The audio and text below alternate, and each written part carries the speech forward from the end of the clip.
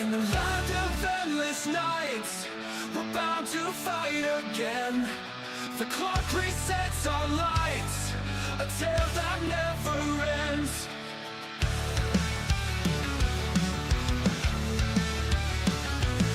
Through the storms and fire's glare, we rise to face the fate. With courage in the air, forgetting yesterday. You've got time, all the time, to break the chains of fate. You've got time, all the time, to set the record straight. In every dawn we see a chance to try once more.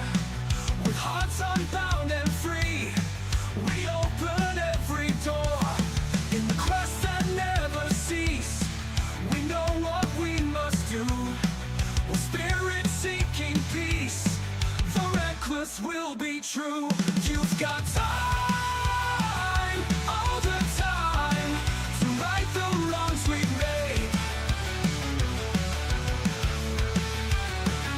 You've got time, all the time, to let the past just fade.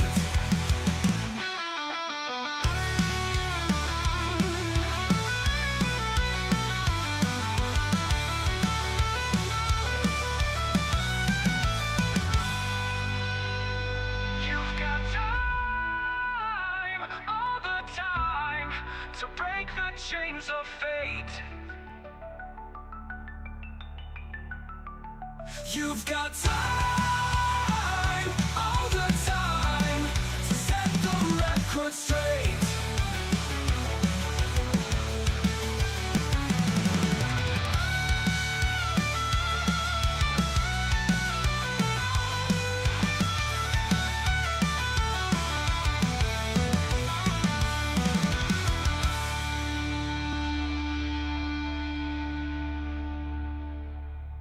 This party might die tonight. Okay.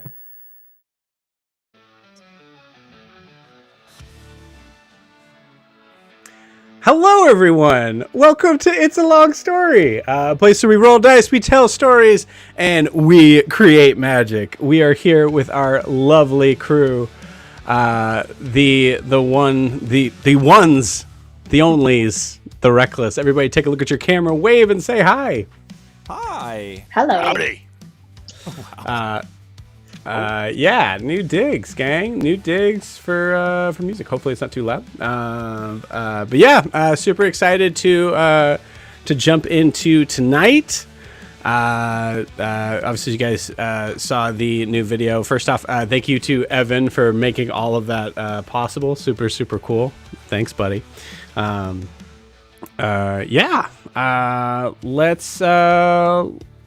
Let's start with the announcements. So first and foremost, for everybody who doesn't know who or what we are, hi, we are a D&D live stream that runs every Monday, Tuesday, Wednesday, and Friday, having 4 parties living, existing, breathing, and just, soaking in the sun on a stolen ship. And it's good. It's like it's sure like yeah, it's good. It's good. In the same homebrew world, the wonderful, beautiful world that is currently called Imea. So if you are joining here for the first time, we hope you have a blast and have a blast, have fun, have a ball. Other sayings. For those who have not seen our normal announcements, are kind of pretty much nothing necessarily new, but we do have something that I always love talking about, especially after last session. Humblewood, Silk and Sunder, our drop-in, drop-out campaign that we run. We have been running for most Saturdays this summer, is available, I believe, for a couple more spots, at least one more seat for this Saturday. So if you are interested in playing D&D in a setting that is designed around being a woodland creature of the land or sky, this is it. You're in luck. Go for it. Do it. There are obviously a bunch of new races, a couple new subclasses, new magic items, and new feats. Super awesome. We've had a blast with this. We're actually kind of like on the back half of the campaign. Actually, back 3/4 of the campaign. So super excited to be actually eventually finishing up a campaign and saying that campaign is done, because I have not done that since I've been a professional DM. So that in and of itself will be fun and interesting. But yeah, if you want to join in on the craziness that is these furry and feathery heroes, you could do so by going to startplaying.games/GM/It's a Long Story. If you're watching on YouTube, it is in the video description below. Also, if you are watching on Twitch, I'll put in the live chat for you guys, but you will probably have to copy and paste, so I'm sorry. But yeah, please check it out. We would love to have you. It's been an awesome drop in, drop out campaign, which, by the way, that means you don't need to necessarily join for every Saturday. You can just join for a single one or a couple, or take a break or come back. That's what drop in, drop out means. So yeah, please check it out. We would love to have you. No new news for the 5th campaign, but I will just remind everybody we are releasing a 5th campaign, hopefully in the about the middle of next month. So there will be a Thursday campaign for those who are interested in possibly joining. So more information on that pretty soon. The only thing I can tell you is that just like the Isles, it is in the same world and the same time, but not exactly in the same place. It'll be in a land that is a little farther off. Very excited to be jumping into. I've had a lot of fun It sounds ideas. suspicious like a moonscape to me, Joe. It's not a moonscape. There's no What I'm moons. hearing is Right, it's in the academy On inside. our- the moons at all? It's Not the magic The academy. moon. the more Listen, you say no, hey. the more I hear yes. Hey, You I know. can't be riding Matt Mercer's coattails that close. Okay, they're on the moon. They got it. They're doing the moon stuff. Let us have 12 and we can jump from moon to moon. There we The go. moon is see? 24 I don't understand why different timelines isn't enough for you people. No, it will be in a different place. I will promise this. Within the next couple weeks, I will give a general idea of the environment and the. Thank you, Kiki. The environment and the natural design around it. God, that's just it's way too close to the Illuminati one, man. It's way too close. No. There it is. That's it. That's the only one I want to see. Just that one. And maybe whatever Drew's doing. Instant bikini wax. What? What is happening? Too My much news- content. Moving on. My new Moving spell. on. Don't let him explain. Okay. This new background music has me too pumped. Yeah. I'm having to think about what I'm supposed to be Kill saying. version. All right. Pulling it back in. So we will have a 5th campaign that will be available on Thursdays. You'll be able to check out more information on it when that information is available at startplaying.games/GM/It's a Long Story. But if you also want other information on that environment and the cool NPCs that might be with it, as well as these people here and the cool shenanigans that we get into, as well as the ones in our Tuesday, our Wednesday, and our Friday campaigns, you can do so by obviously checking out our YouTubes and our YouTube videos or Twitch, our YouTube and Twitch live streams, but also checking out our social medias, which you can see right down below there, at Instagram and TikTok. Both of those are at It's a Long Story _TTRPG. So please check that out. And for the YouTube, the Twitch, the Instagram, the TikTok, if you feel so inclined to like and subscribe and hit the buttons that you're supposed that people tell you to hit, Hey, that's great. I love that a lot. Thank you so much. And that does help us out a ton. But you certainly don't have to, because we will love you no matter what. Yep, no matter what. But if you want to, Claim. you It's know, a bold if you want claim. to, I know it is a bold claim. As I was saying that, I was like, I don't know who I'm talking to, but yeah, You know, if forget you it. admit Right it now, You're good. You know. right now in this moment, based on what I know about you, I love you. And that should be enough for you. Cool. Before we jump into tonight's session, we do need to get a recap of where we left off. And I believe it is Sarah's turn. So, Sarah, if you would please take it away. Okay. It's going to be straight and to the point.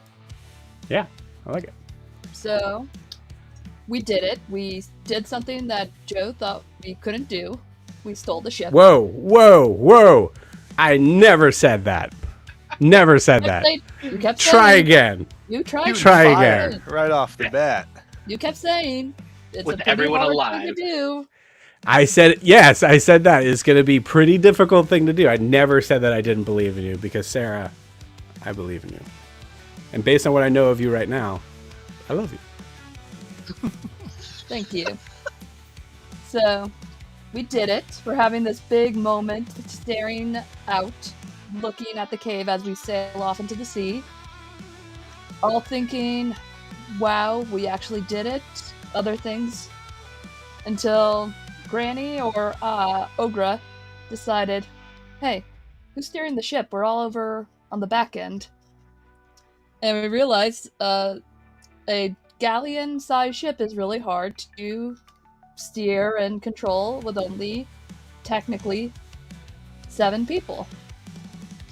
The goblins say they, like, you and ask, are you just going to do nothing? And they agree, yes, we will do nothing. Even though they are very pumped to go and talk to him.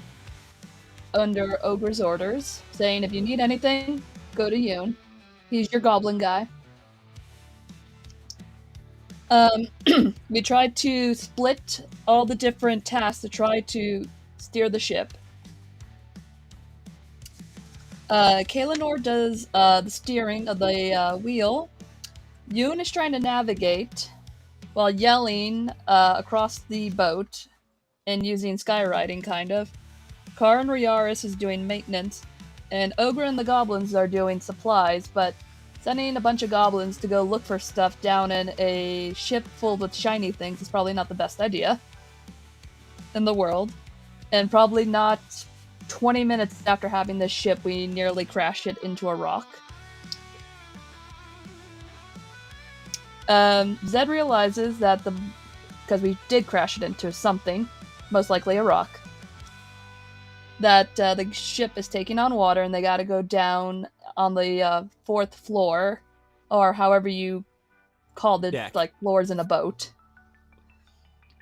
I know there's like a technical term for it, Deck. but the Lower deck. floor, Yeah, 4th lower deck. deck, that's it. The 4th deck.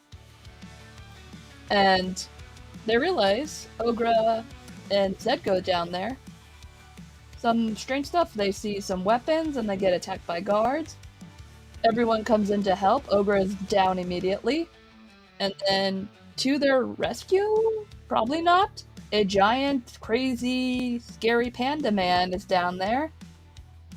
Zed tries to talk him into joining us, either by saying, hey, we'll drown you if you don't join us, or hey, there's a sea witch, and that did not spark joy for this guy and nearly tried to get him out.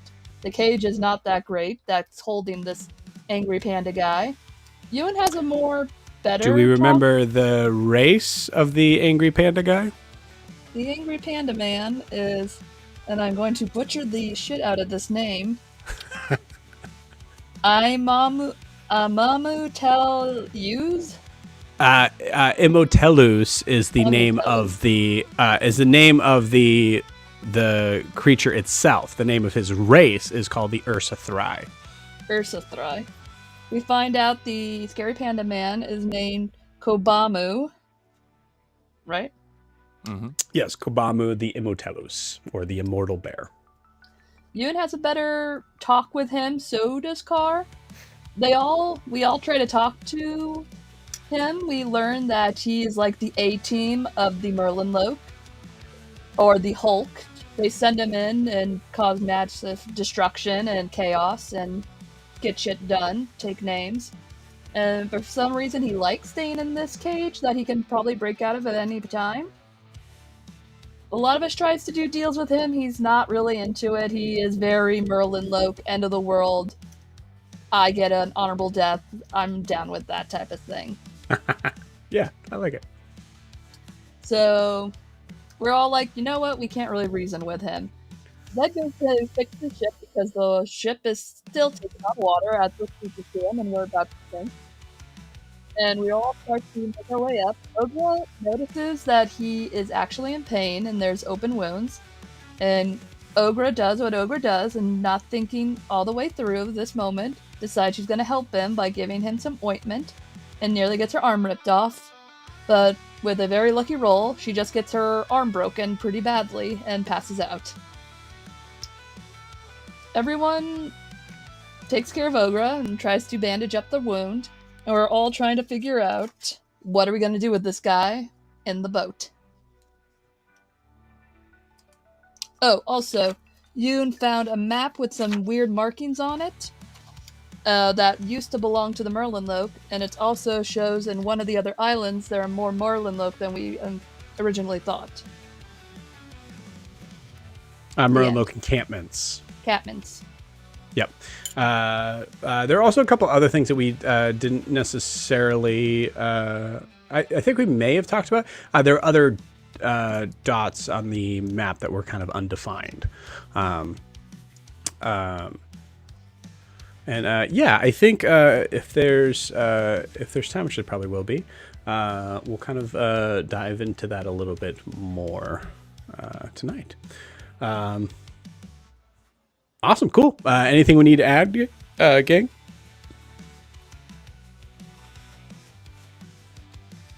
All right. Sweet. We're still Well, the name waiting of for the our ship. long rest. Did we say that Yes. What's that? yet? What's the name of the ship? The name of the ship is the Serpent's Whisper, or That's right. the Chichote Sepad, which means Serpent's Whisper. Cool. Well, I think with that we will get started, friends. Let's do it.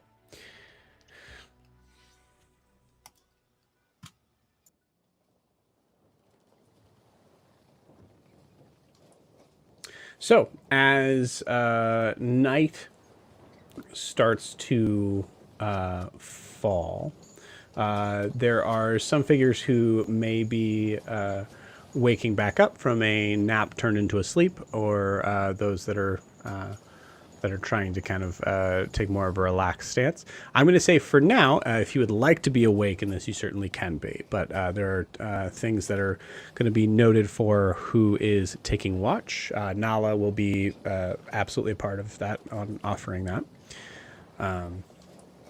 And we'll kind of start from there. So on the main deck of the ship, we'll say everybody is kind of congregated up, except for maybe Yoon. So we'll say like this is probably maybe like kind of close to like 8 or 9 o'clock. Do you think Yoon is just dozing, or do you think he wakes up? I kind of feel like if nobody else wakes him or nothing wakes him, I think he's kind of dead to the world at this point. There's like so much. He is so injured, and like I just feel like it's very unlikely he's just going to pop back awake. You got it. Yeah, so I think he's Cool. still out for now. We'll say this. We'll say everybody roll me non-combat initiative except for Yoon. And just shout it out. 12. All right. 18. 12, 18, I got a 6. 5. 5. But would it have been that 4 hours that I was technically sleeping? Since I'm an elf, I just do the 4 hours. No, I say actually you're probably still sleeping then. Okay. 15.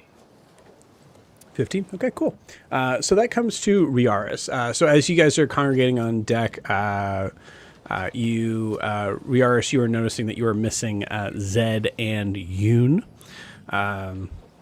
So I'd say for Riaris, you notice, I believe Yoon is in the captain's quarters, if I recall, on the bed.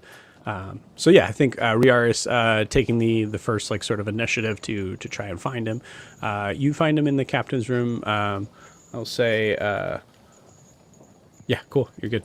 You happen to open the door and you do not seem to wake him, so it's kind of your choice there, whether or not you want to.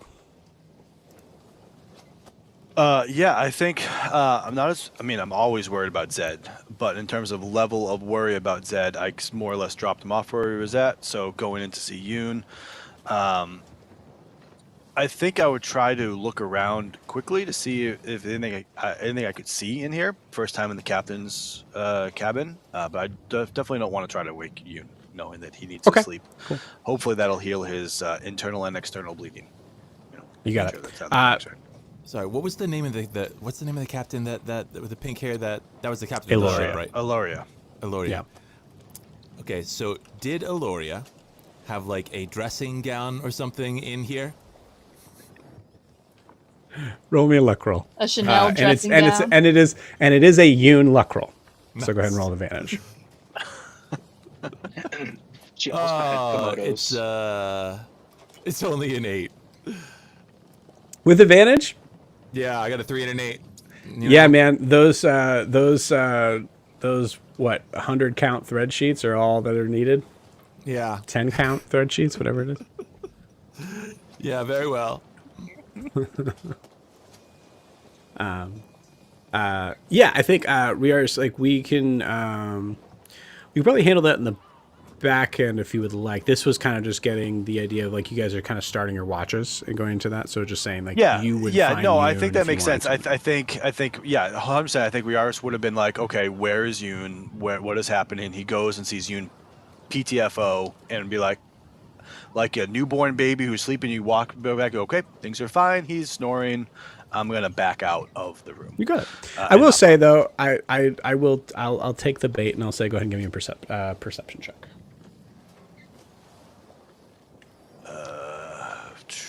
Cool. Oh, 15 plus 6, 21. 21. Okay. Cool. Give me 1 second. We'll say, Car, you're next in initiative. So if you would like to, you could go and try to find Zed. You'll be successful in finding Zed. If you think you would, I assume Zed is in the lower decks. Yeah, he's in one of the cabins. He's just like in his tranquil state instead of sleep. That's right. Yeah, given Zed's ability to cause chaos and the death-seeking bear that's below, Car will go look for Zed. Car's like, let's make sure that we don't destroy the boat before we get somewhere.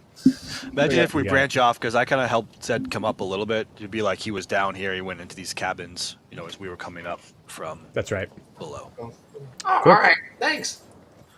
All yours, Car. Good luck. So we're going to kind of just like hint at this for Riaris for now. But go ahead and roll me a D4 Ooh. and then a D10. D4 is a 3, and a D10 is a 10.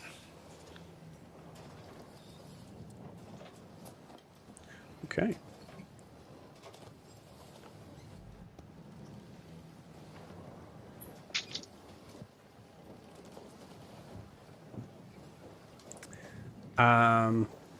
Cool. You notice that there is. I'll give this to you. You notice that there is a interesting sort of separation between the bookcase and the wall. And given does Riaris have dark vision? Yes. Cool. So I think in that space of something that is not that is not readily seen in the room, you notice that nook in the wall seems to have a small. It's hard to tell. It's something cylindrical. But I think I think in that moment you hear Carr saying that he's going to go try to find Zed, and you know whereabouts he would be. So you kind of pull out away from the door. Yep. Cool. Sounds good. All right. Yeah, so I think, Car, as you approach Zed, what is Zed looking like? He's probably just on the ground, sitting, some drool going down. You just see it slowly go down and then just gets destroyed. Cast and destroy water. He just looks Okay. deep thought, hands on the knees. It drips and then just dissipates into mist. Yeah. Disgusting. Cool. Yes. Car, you see him there. I will tell you, above board, he's on the sort of back end of his ritual. About another hour would do it. Okay. I mean, he seems safe, but I also don't think anyone should be alone. Where on the deck is he? Like, what kind of space are we in? He's below deck in the barracks sort of area. So you see just a bunch of hammocks that are kind of Okay. that are kind of swinging, actually kind of hauntedly. I will find a hammock that is where I can see both him and the way into the room, preferably a little further back in the shadows, and Yeah. I will roost in it. Okay. And I'm trying to not necessarily go to sleep right now because I'm trying to make sure that the one of us who's alone is safe. I will just sit quietly in the dark, and if I'm there long enough, I guess it might be a short rest. But otherwise, I'm just sitting quietly in the dark, Yeah, I like it. which is where Carter's comfortable.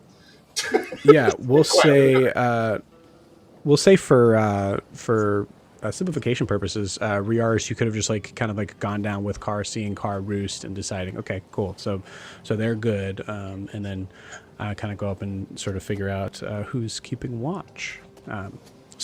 Before he leaves, I'll also quietly tell him if I'm needed for watch, let me know. Perfect. I love it. I will give him a nod and walk away. All right. So for those that are on the deck of the ship, which is Ogra, Kaelinor, Riaris, Granny, and 10 other goblins, and then also Nala, you all kind of are congregated in the middle and can decide on who's keeping watch for the night. Is Ogra awake at this point? Yeah, I would say so, yeah. I believe you Ogra was see taken her, to the medicine Well, I think she was on the deck. We brought medicine up to her. Medicine and to went her. hand. And Yeah, she wakes up and seeing you try to reset all the bones in her hands, and she's just doing it herself. Oh my gosh. Wow, that was so loud. Incredible. Just that definitely happens. That definitely happens. Cool. Above board, did you just crack your actual neck? Yeah. Look, by going You just go badass. I can do my back too. I need to do that. Please don't. Okay. I don't have the right gear for it. Yeah, so who's keeping watch? Can I do one with Nala if anyone doesn't want to do it with Nala? Sure. Yeah, I see Nala kind of will raise her hand pretty quickly at that. So I'll take a watch after Nala. I would like space from Nala for a little bit. why? Just kidding. That's why. She kind of does the sort of cocking head to the side at you, choosing right after her. Okay, cool. Who would we could either have Granny or Riaris keep watch, or Car. I can keep watch now. I'm fine. I'll volunteer. I'm fine. We to have keep now, watch. so now is over. Okay, and cool. out. That's what I This thought. is Okay, after. I wasn't sure what Yep. you were saying. Yeah, I'll watch later. I'll watch with Granny or not. Okay, we're trying to figure out who's watching the Kaelinor. I'll watch with Kaelinor. Okay, sweet. So second watch is Kaelinor and Riaris. Sweet. I mean, that leaves Car and Zed, who would be fully refreshed at that point. And with Granny. with Granny. I mean, if I'm going to be fully refreshed, I'm happy. Well, regardless, I'm happy to take a watch, and even if it's with Granny. Sweet. I mean, I'll be So we'll say, fresh, so yeah. So we'll say Car and Zed. I like it. Awesome. All right. So first watch up. Let's go. And actually, I'm sorry. Technically speaking, Yoon would absolutely be available for the last watch as well. So we'll say that's kind of like up to you. You started early. I would say by the end of that like third watch, you're now like you're good for that whole time. So I'd be okay with that. Sweet. All right. So first watch, Nala and Ogra. I'd like you to give me a perception check, Ogra.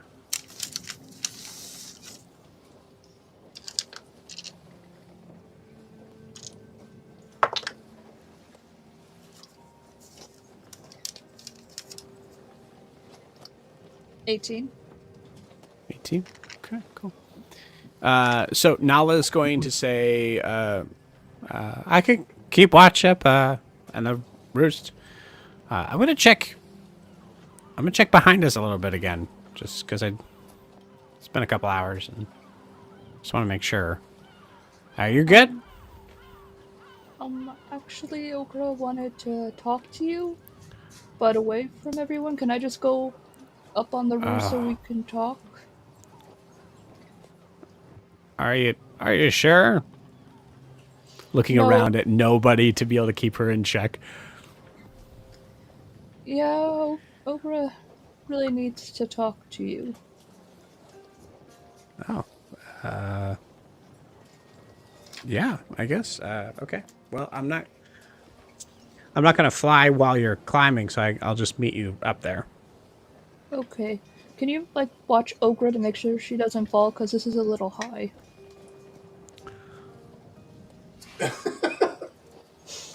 Yeah. I can. I'll just fly with you.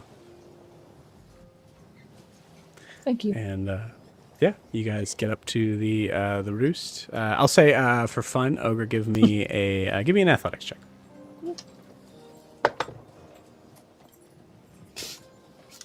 Athletics? Mm-hmm. 4. 4. Okay. Rolling great tonight. Good. Oh, no. Okay. Nala, who is feeling oh man, that's great. Nala, who is feeling just so nonplussed about this situation is just flying around you as you are climbing, and she's not paying attention at all. I rolled a 6. You're doing great. You're fine. Oh, good. Yeah, just grab that step. And from Nala's perspective, Nala hears a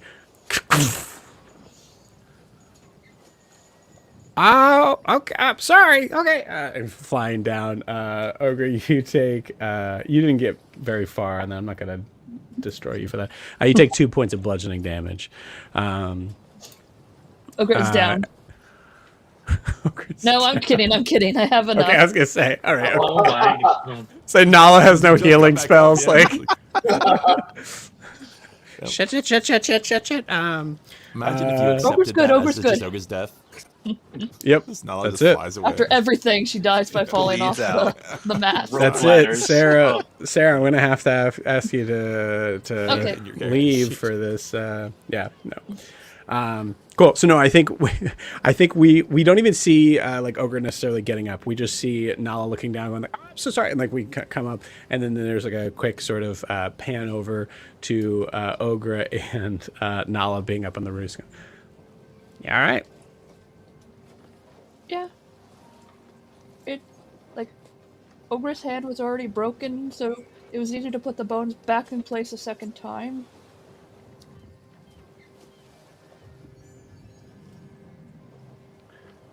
Yeah. Yeah. Sorry that happened to you. She's just doing this. Ogre needs to apologize to you. You know, this wood is actually called beechwood, but it's different in the spelling of it. It's actually Beech. It's You lost actually Ogre with it's the typical. spelling. Okay. Yeah. So it's a it's a hardwood. It's very non-porous, perfect for building boats. Although it's not my favorite. Do you know a You know, lot wood about for building? Oh, wait. Ogre is trying to apologize to you. yeah. You were trying to be honest with Ogre, and Ogre said you didn't know anything and that you weren't know what you were talking about. Hey. Ogre isn't a goblin.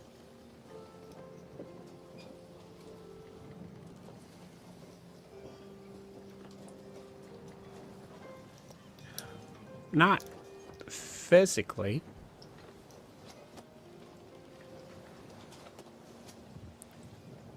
There is something to be said about, historically, creatures that are raised by creatures not of their race typically develop so many habits and get so engrossed in the culture of the other creatures that sometimes it's actually there's some proof that there's been some specific sort of changes to normal brain activity, even instinctual responses in that way. But did So they know that they were not that race? Like, you were the only one telling Ogre. Well, others tried, but you really did. And Granny lied, and family doesn't lie. Couldn't they? sorry.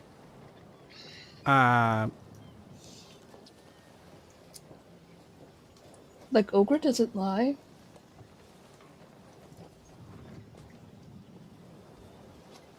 Well, at least to her friends and family. Ogre did have to lie to a few other people back in the caves. Or tried to. Okay.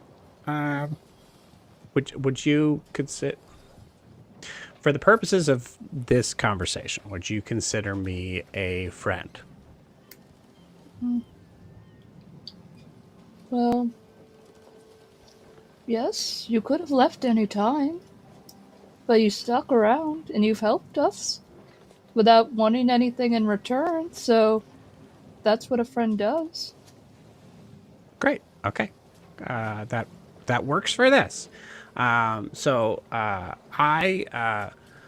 think I would look really good on in putting on Riaris's metal armor that has no holes for wings or and is pretty heavy. I think I would look really good, and I think that's a good that would be a good look for me. What do you think? Inside check? Sure.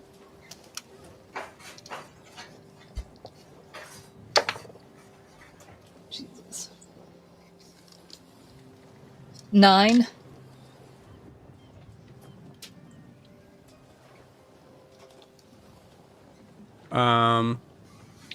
Yeah, I think I think this is a little bit up to you. Yeah, above board, it seems like she's connecting with the concept of lying. Well, if you think you would look nice in it, it may be too heavy for you. And I don't know, like, Miar's been wearing it in the jungle, in the heat, and when we're trying to stealth, I think he has, like, a really attachment to it, but you can ask. But yeah, I mean, if he's willing to give it, you think it would look right on me, right? Given my shape and my form. Well, Riars has wings and it looks good on him, doesn't it? I don't think those wings are corporeal. Real. Physical. Well, that's no, because he's flapping them and it makes them go up. All right. Sometimes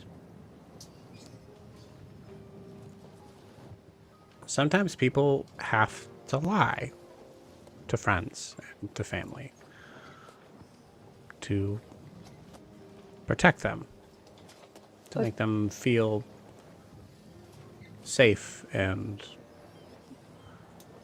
I think, in your case, home. But they lied Ogre's whole life. Maybe they never thought that they needed to tell you the truth. Because Ogre's stupid.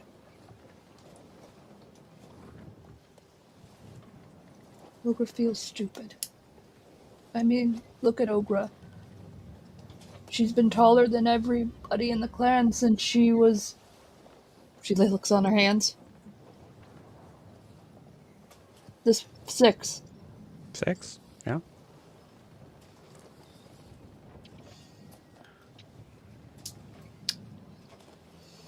I think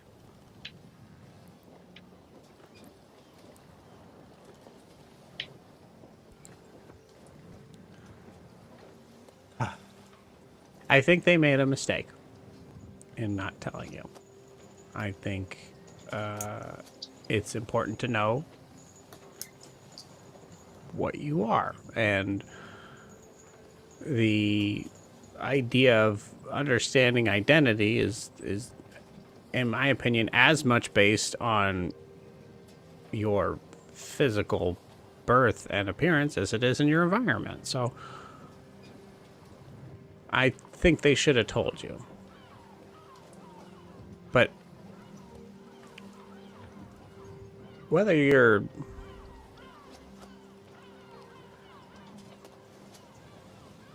I kind of find the phraseology of words like stupid to be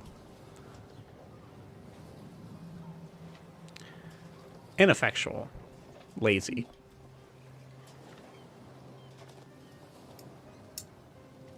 It's meaning to be abrasive without explaining anything. Are there things that most cultures would consider to be basic, basic things to know to exist in a world with, economy? Ogre just learned about that. Yeah. Philosophy, extended, all the extended sort of forms of culture, agriculture, biology, science stuff. It's a look.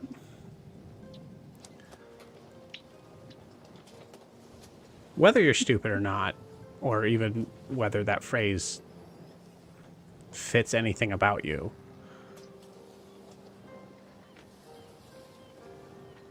we wouldn't be here without you.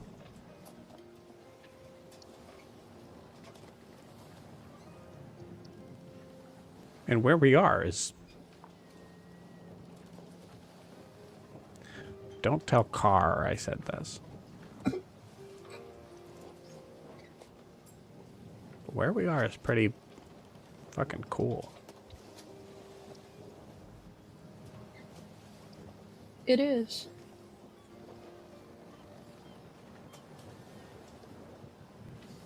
But thank you, Nala, for trying to tell Ogre the truth. And Ogre didn't listen.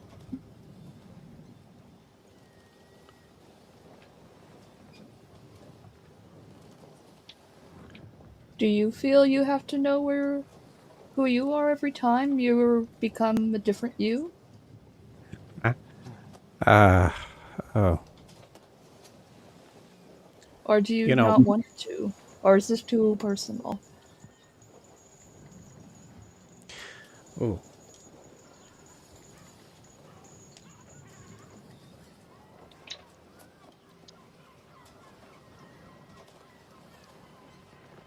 not a lot of people have asked me that. That I've cared to answer.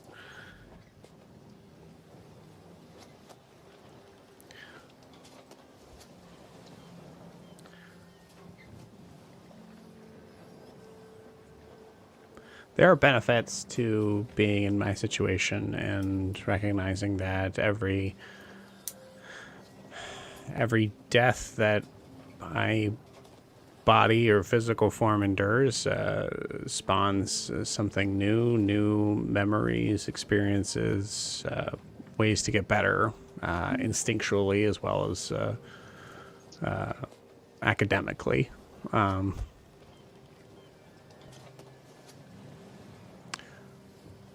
But I think this might be the first. I don't know. But I think this might be the first life that I've had where I've had to learn, where I've gotten to learn.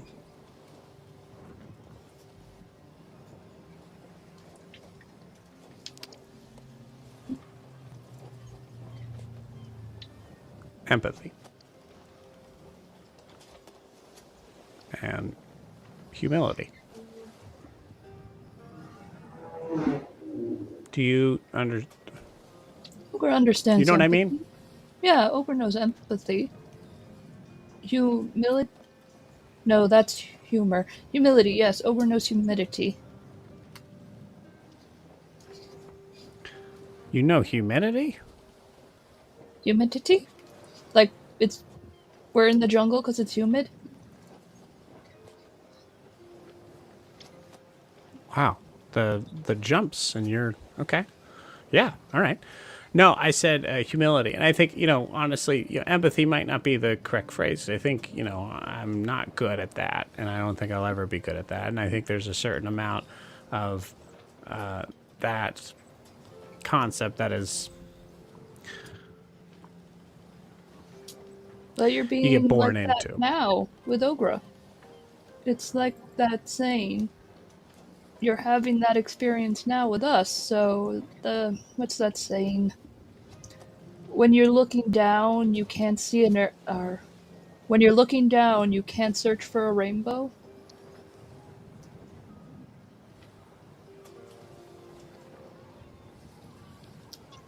That.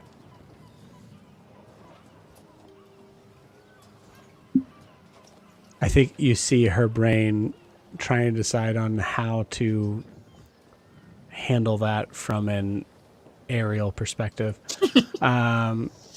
You see her just kind of like mentally toss it aside. I think there's a difference between empathy and sympathy. I don't have empathy. I don't know how you feel, or I can't But you're caring understand about your situation. Ogre doesn't think it's that. You're actually caring about Ogre's feelings. And Ogre's seen how you're with Car too. And she's just gonna like do this. Doing what? What is Ogre And doing? just like a shrug, like, eh. I rolled really bad. What do you mean?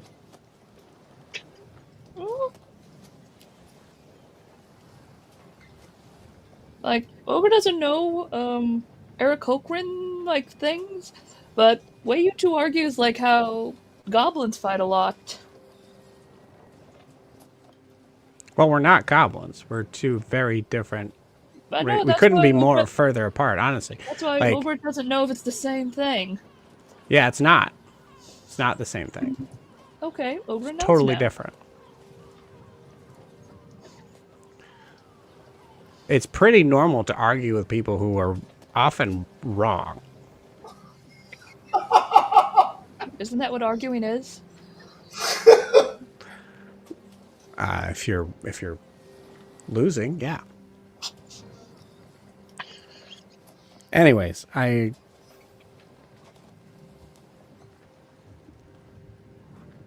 why'd you even bring that up?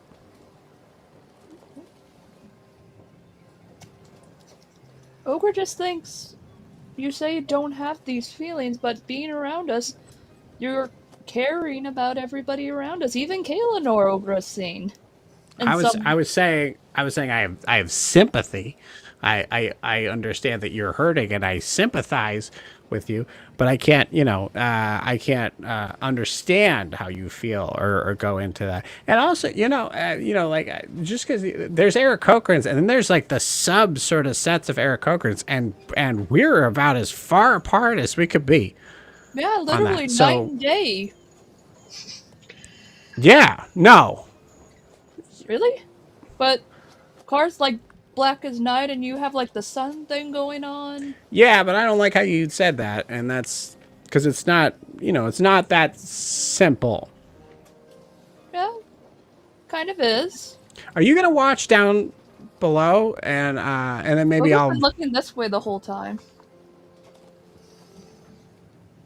Were you were gonna?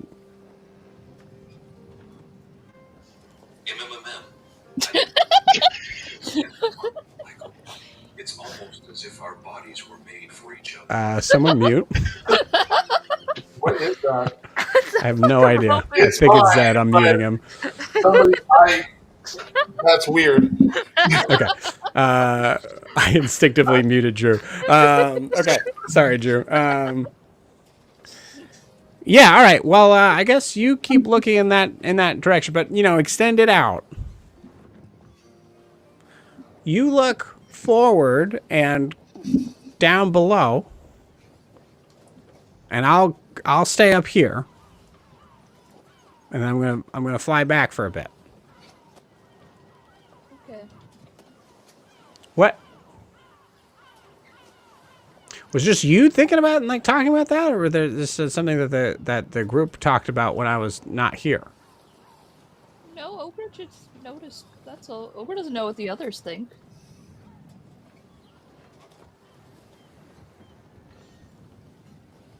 Okay. You got like this kind of energy thing going between you two. No, we don't. But now it's not like goblins, so Ogre knows it's not that.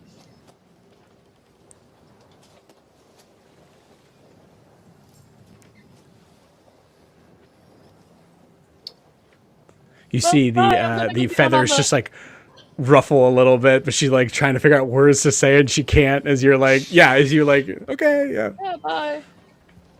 Again, Ogre, sorry, thank you, and you do have empathy. Remember, you It's can't not- see a rainbow if you're looking down. That's not true. We're different, not opposites. We're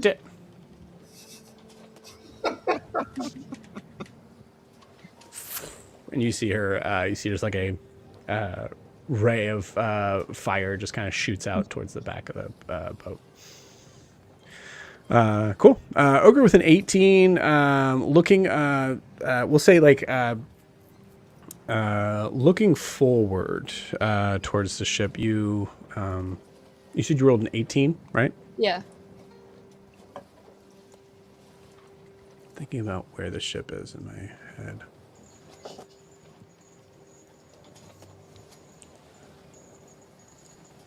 Oh, we are still anchored, right? Yes. Yep. Looking off in that direction, you see just flat blue for what looks to be miles and miles. You see off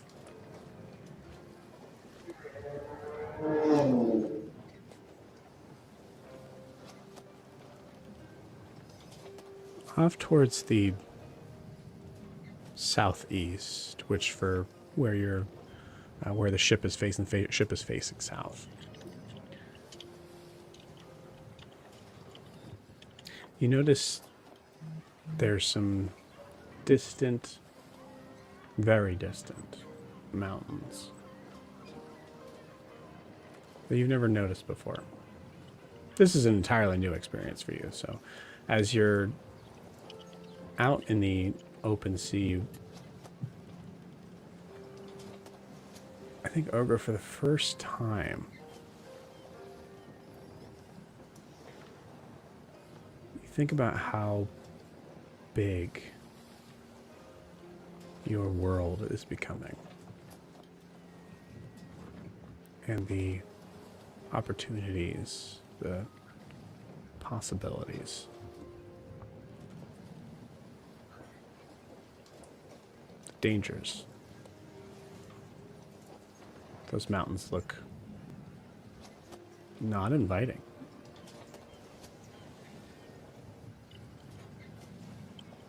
But they're new. And that's exciting.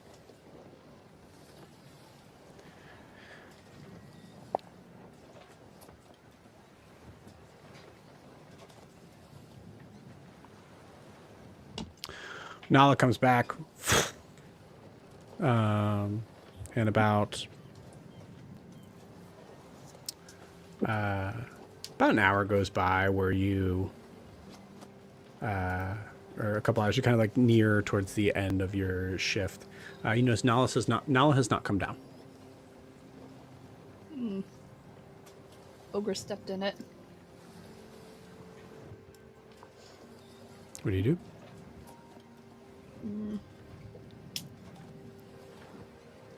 She's gonna leave Nala alone. She looks mad. Okay. All right. So you're nearing to the point of having to wake up the others. Ogre will wake them up. Okay. I like You it. still see Nala? You do still see Nala. Okay. She's in like the what vulture's else- roost.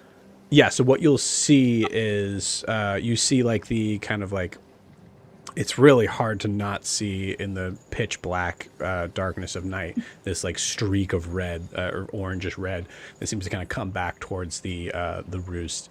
And as you look up, you don't really see her, but you do see the like kind of like cracks in the floorboards underneath. You see something that looks like almost like a torch, which would be her. Our ship is basically a lighthouse. Yeah, kind of. Yeah, actually, that's a very good point. It is very bright, actually. Put a note in this. Tell Zed we need to build a little roof over it so people can't see us at night. Roof over the crow's nest. I like it.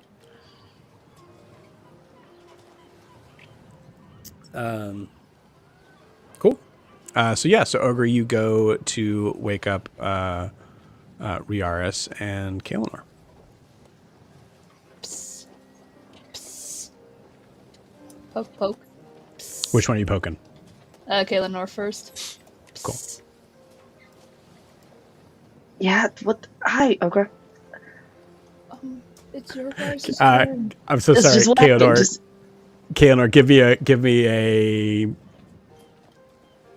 Constitution saving throw. I think. No, Wisdom saving throw. Wisdom saving throw. Fair enough. I'm terrified. Nice. Not 20 for 25. Okay, cool. So I think in a weird way, like a nat 1 sometimes keeps me from telling a good part of the story. Nat 20, I think for a nat 20, where did you tell me, Kaelinor, where did you go to rest? I think she went to the barracks that she used to stay in. I think she went back to the armory she was hiding when she first kind of left the ship, and is just not even resting. Is just like fully like dissociating, looking out at just the different weaponry that she can see, and is just like, this is interesting again. Yeah. So with that nat 20, I'll say, Ogre, you do manage to find Kaelinor, but there's the poking might be just to like pull Kaelinor from wherever her mind is right now. She's fully awake. It's your guys' turn to take watch. Also, you may not want to talk to Nala. She seems very mad. Nala's always mad. no. No, it can be really nice. I just fully turn away from the weaponry and armor. I'm looking Yeah, at Ogre. yeah. Like, wait! There's a slow shift over. No, But Ogre also has a question for you. okay. Did you know? I'm gonna need you to clarify more on what you mean. Did I know? Aloria?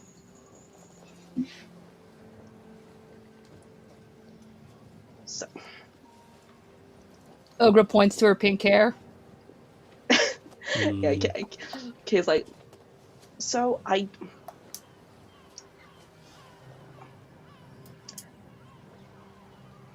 found out when you were taken by the bat. Car kind of put Granny to sleep when I was arguing with her, and I then decided to go through Granny's mind. And You didn't know before? No. I should have put two and two Insight together, check. but- Yeah.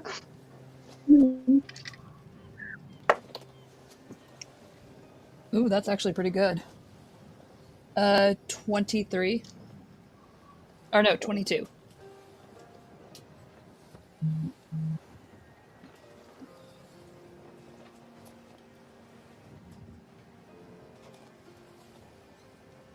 Kaelanor, that'd be, yeah, say persuasion or deception. So, 26. Okay. Yeah. What does Ogre perceive? I think Ogre perceives.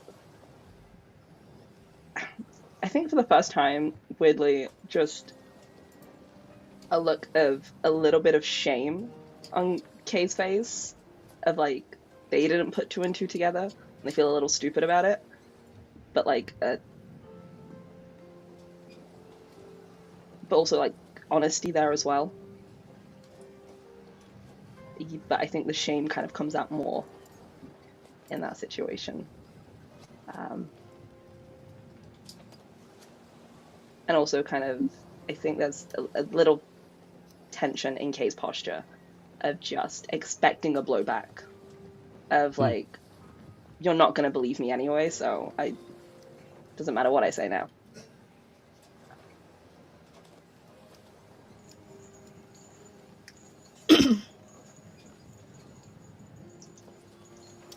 Ogre sees this, and I think kind of just goes in and like gives Kaelanor a hug. Oh, okay, we're doing that. Great. Just casually taps the shoulders of Ogre, like, wait. Why? Okay. Kaelanor, you think about Ogre giving you a hug and realizing the access to all of the blades that she has that are currently facing your back towards the wall. Yeah, immediately was like, You just feel big hand on your back, pat. is immediately. You know, you think about how like Ogre is like long reach and like thinking like that spear is right there.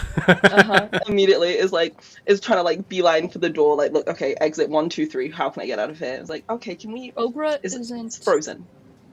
Isn't Aloria.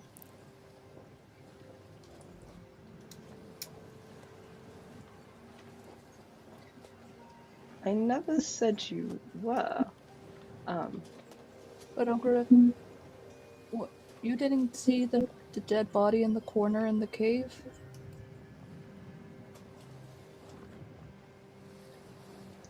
The one that. Ogre was going through some feelings when Ogre found out about some things, and she decapitated one of your people's heads with the chains. Ogre really needs to get these off. Like, when we get to Swake, we find a blacksmith, and you just, like, she's still covered in blood. Like, it looks so bad. Like, she looks like something out of a horror film. We can, yeah, we can get those chains off, and Maybe maybe, some new clothes. yeah, and a Ogre bath. thinks these are unsalvageable. Yeah, we can go shopping. I miss mundane things like that. But sometimes you. Oh, that sounds bad. Oh no. Okay. Sometimes you. Death. Oh God. Okay. No, Death is a. say what you're gonna say. Don't Well, oh, not gonna say that. don't mince your words. Death and spirit stuff, car territory, but sometimes you have to kind of kill people. It's some sort of a. Ogre it was in a really bad way, and Ogre was cursing. She even flipped she even flipped her off with both of her fingers. Hilaria. Uh-huh. Nice. And Ogre cursed twice, and that's not Ogre. And Ogre doesn't want to be not Ogre.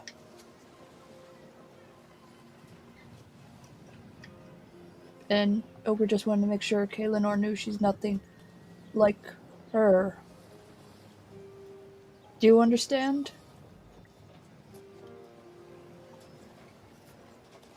Yes. I do. That might take me a little bit of getting used to, though.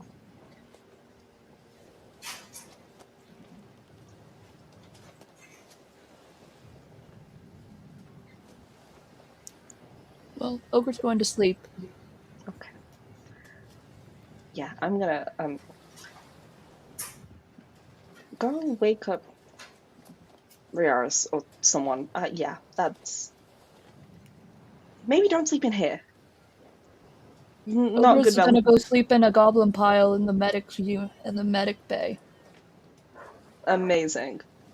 And Ogre thinks all the doorknobs have been taken, so if you're wondering where they are, everyone's probably got one.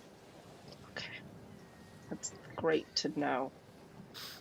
But if you want something from the ship now, you might want to take it and keep your stuff close to you, because they don't know about economy and all that, and that we can't steal things or borrow permanently. Okay. I think Kay's like immediately looking around the armory that they're in, just like, I need to hide every single weapon that's in this room right now. Mm-hmm. In a Good high place. night. No, good night, thank you. And it's just like, I think there's just a montage of Kay just grabbing weapons and just carrying them to the deck into like their backpack and just like, I'm gonna hide, I'm gonna have all the weapons. I'm trying to find javelins, whatever I can get my hands on and keep with me now. I don't like that at all. You bring them up to the deck. We'll say that Kaelinor, you're doing that while you're before you're waking up Riaris, and you bring them up to the top of the deck, and I think you're like leaning them. You're like leaning them in a pile, or leaning them kind of like off to the side, and as you come up to get like your second sort of collection, you see Granny is standing next to the pile. Okay.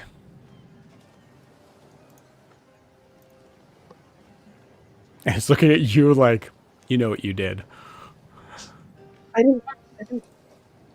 think like Kid and Cookie Jar just freezes. Like, I didn't do anything.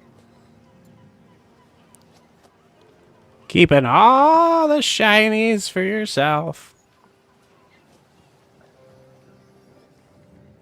So these, yes, I can give you a shiny if you don't tell anyone. I'll give you 2 shinies.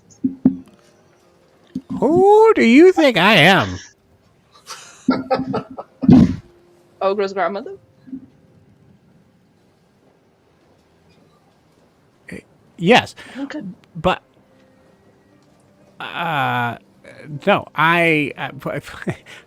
this is a family, dear. We share in the collection, the trading. You If I give give me you- one. You don't Give want to? me Okay. 3.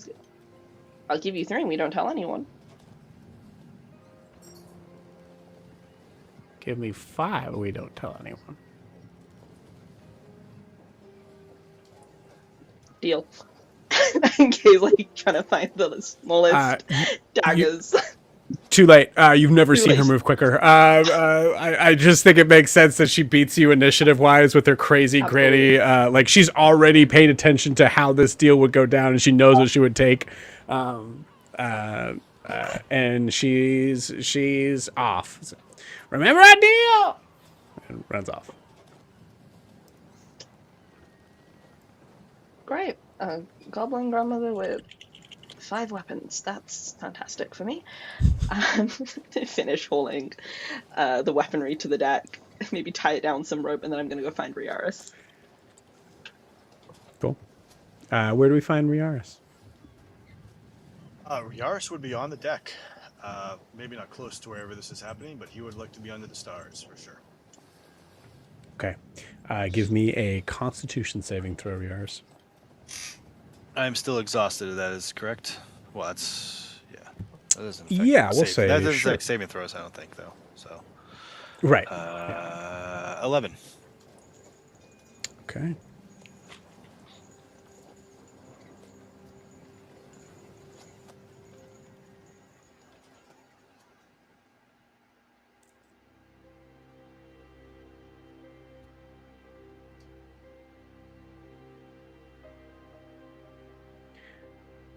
Riaris, as you're sleeping, this is your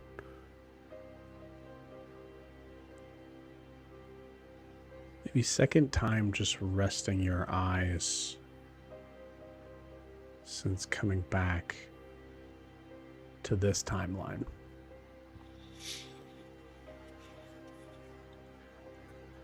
And just like the first,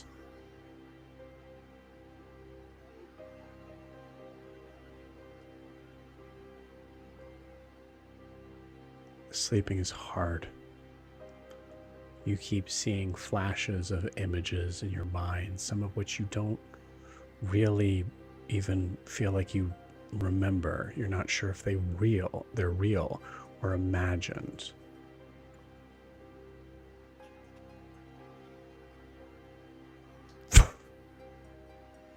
There's an image of Selma walking towards you on the beach.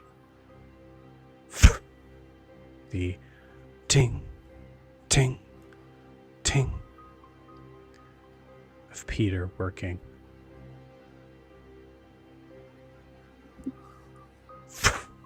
There's a figure with a mask that almost looks like a skull, dreads extending out. You're not really sure if you remember this figure or not.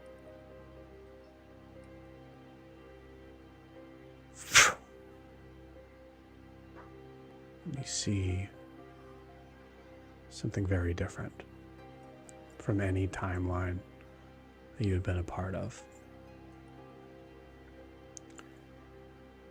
You see hundreds of figures down below, almost to the size of ants. Red ants. Like they're crawling around on like a giant tree stump.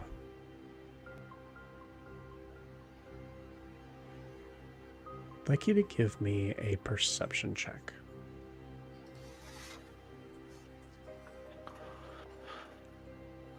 10 and 17, so 16. 16. Image gets a little closer. You see it's not a tree trunk at all. You see figures swinging weapons. Red figures.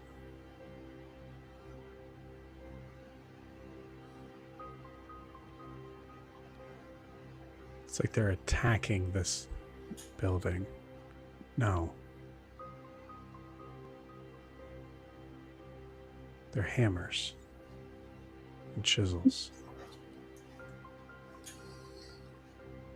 You see other blocks down below from them being pulleyed up.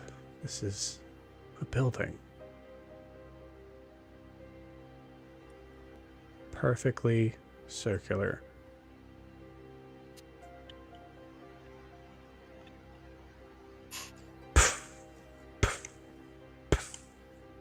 Each flash of image, building gets taller and taller.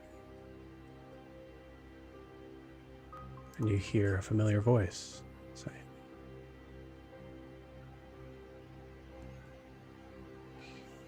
"You need to find me here. Briaris.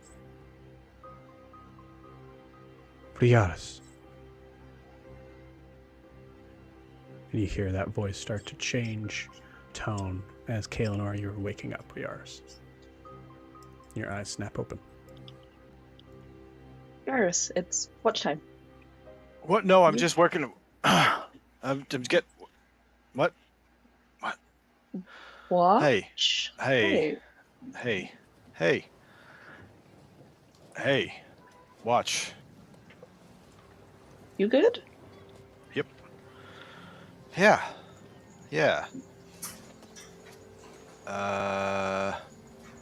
We're on a boat. Okay. Good. Where's Ogra? She's Nala? Ogra is sleeping in a goblin heap in the med bay. What? No, Nope. I didn't ask. And also something about doorknobs being taken. Nala, no idea, and Granny is somewhere sculling on the ship with some stuff. So, Are those like weapons over there? What? What? Yeah. So Did you did that? a little bit.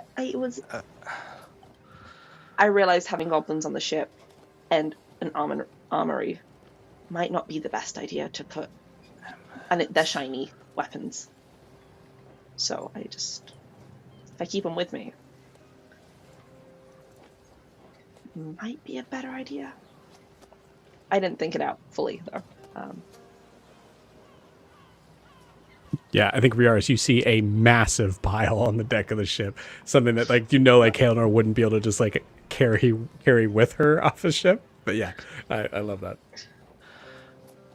I think I kind of look at it. Remember, there's only like 3 goblins that have all their arms and stuff, and just kind of look at Kay, who feels like a little strange, maybe just. Okay. Yeah. All right. Is there any lights? Like, do we have like a fire going on, or is it just dark on the deck of the ship? Do we have any? I'd say it's just probably dark on the deck of the ship. I mean, there's, I'd say, like, probably by the captain's wheel, there's definitely, like, a place to be able to, like, light a torch. Nala isn't like having a little light coming down on them. I would say, like, she's too high up, but you see a light up, almost like a midnight sun in the sky. I'll be honest with you, Kay, Lenore. When I was on a ship before this, they didn't trust me at all, so I never took watch. So I'm gonna kind of follow your lead a little bit as to how you take watch in a boat. Do we just like pick a direction? It's all the same. I mean, pick a direction, any weird noise, call it out. Apart from that, it's usually pretty boring. We used to play, when I used to take watch, we used to play games, which made for a more eventful watch. It's, Like what? I think Kay goes to the side and is like, there is like scratch markings, but quite faint, of like random tic-tac-toe things, just casually like scattered like tiny on the ship. Like, yeah, if you just like just put an X there and then basically three in a line, you win. We used to like carve. I used to carve stuff into the ships. Love this ship specifically. Watches are so boring.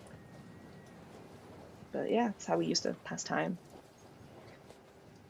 I'll play. Yeah? Yeah, sure.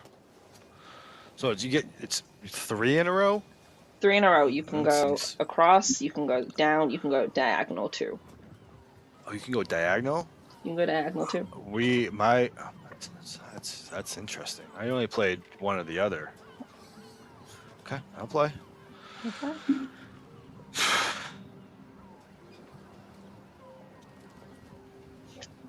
I'll let you go first. And I Okay. think we should... What do you like a star or like what do you put in here? I mean, usually it's stars and moons, but I mean that doing a moon crescent takes a little long, so we made it a lot shorter, and then we do a star for moon, and then we did like a circle for sun.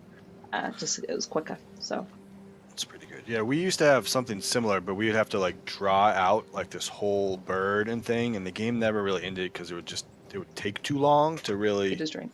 do the detail. Yeah. I'll cool. I'll just do a circle in the top left corner. Cool. Pull out a knife or something, and carve it in. Yeah. Okay. I think Kay immediately is like, cool, I see what you're doing, Kay, and then immediately goes for a star right in the middle, and it's just like, I mean, it's like, why wouldn't you go for the middle spot? The whole point is to go, okay, nope, you play how you play. Did I do it wrong? No, you Am I didn't. supposed to There's no- start there? Do you have to? Is that? No, but it's better tactically, maybe, to, you want to kind of outbeat your opponent. I mean, no, go play. And Kay I think, gets a little too into it, of like, you gotta win. This is the point. And then like you can. Oh, I think we always kind of go side. He's like, yeah, but you don't want to be the center of attention. And also do another O at the bottom left.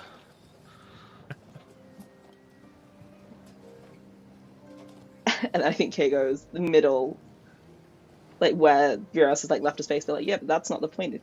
Center attention is often a good distraction too.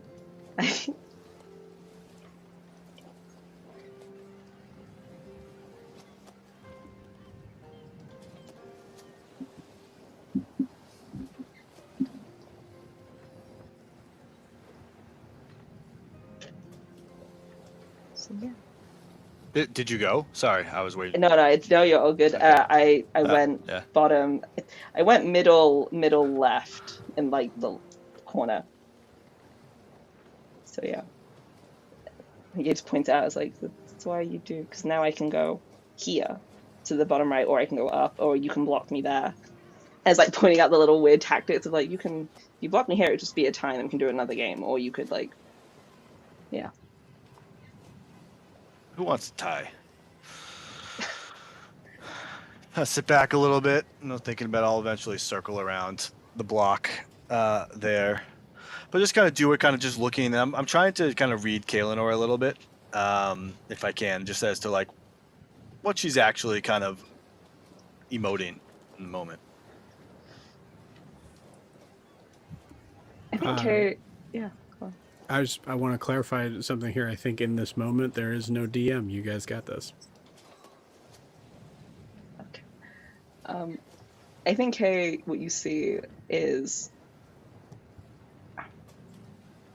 a little bit of masking, but it's like there is a bit of joy that is brought to her. Like there is a shift in demeanor, and you see her relax a little bit as she's kind of engaging with like tic-tac-toe and is excited, and I think that kind of comes across in her energy. Like I'm fidgeting and I'm like pointing at little bits, and I think there is not a childness to Kay's demeanor right now, but there's more of a relaxedness of like, cool, I can reset my brain a little bit and have fun. But when there is a moment of like silence or just a pause, I think there is just a little bit of a somberness that kind of settles over them as well. So she's like she's trying to fill the air, bless you, full of conversation. and is just like giving you like weird anecdotes of what she used to get up to on the ship, and is like, yeah, the first time I like tried to tie this knot, I managed to like bind my pinky and my forefinger together, and it was really weird and uncomfortable. And then one of my crewmates had to pull me out, and then I got in trouble, but it's fine. And then like it just fully is just 100, like a little bit like 50 miles an hour. I think Rioris kind of does notice that immediately. I would say, and I don't really interject, otherwise to prompt further as we idly play the game.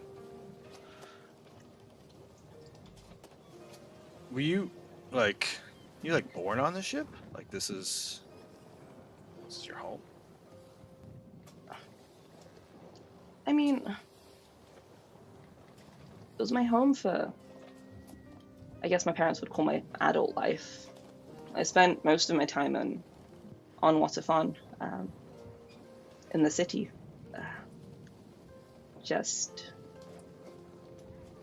enjoying life and listening to stories and being a child, until I was deemed too idle and, you know, responsibilities and growing up and all that stuff. So I spent most of what my parents would deem my adult life on here. I get that. Bit different. Grew up not on a city and mountain peaks, not many people. But eventually it was time to do something. That's what you had to do. I get that.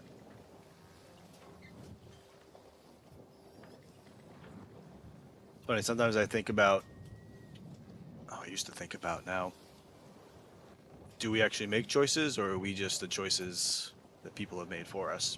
You know, where I grew up, it was always very, you always have to do something for the tribe. You have to do something beneficial. Doesn't really matter what you want.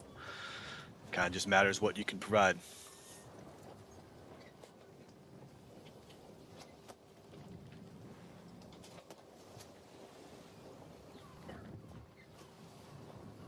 But that's, I think Kate kind of stops himself for a second, like, that's, I don't want to say not fun, but that's, doesn't it matter what you want? What if you wanted to take a break and, I don't know, go off and go on an adventure? Couldn't the tribe survive? The people find someone else to do it, or do it themselves? I don't know if we have the word adventure in our vocabulary. I think now we do, at least I will. But no. Never think about that. Even now, with everything in the back of my mind, is that I can never tell you where I'm from. I can never bring you there. And that feels very wrong. But hold on, wait, if I do this, oh, I think I got you trapped. But oh, come on! yeah, see? Two out of That's what I three. said. Lulling you to sleep. Unbelievable. I want a rematch. I've never thought that I would never want to go home. Until you realize that what is home, right? Maybe it's this boat, maybe it's some house in the mountains. Maybe it's wherever you are now. Whenever, I suppose. Whatever.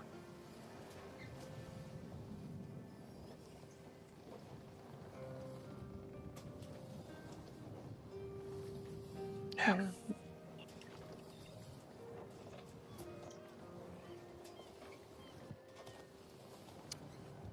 How was Ogre's hand? I think I made it worse. I wasn't gonna say anything. Yeah, no,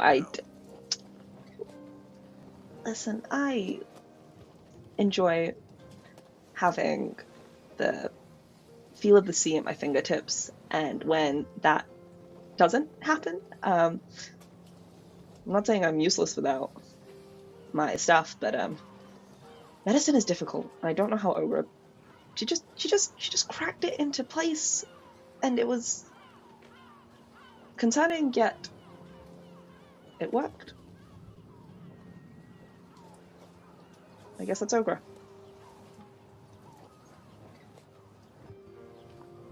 Yeah. Yeah, that sounds. What is that like? Like the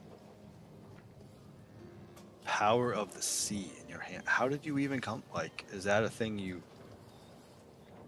all do? Is that like a born with? Well, you have to swear undying fealty to a Diametalis. I mean, So I mean, if you to want be to practice that right now, you can. No, um, it's weird. I thought he was the source of my power, and my belief in him was where I drew my strength. But I realized that the power of the sea and to be free like the sea is a choice that everyone has. Everyone deserves that choice. No one should do what the Merlenloke are doing, which is encroaching their ideas on people by force, like they did with Rook. So it feels different now. It doesn't feel as harsh as it once was, but it still packs a powerful punch. So it's useful, I guess.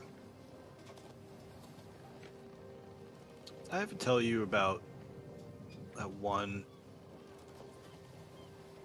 time. I guess you could say I saw Diametalis, but he was like this big, like a little worm swimming through the water. Like, And some okay. part of me thought that it would be good, right? You know, Mm-hmm. Diametalis seems pretty bad, Yeah.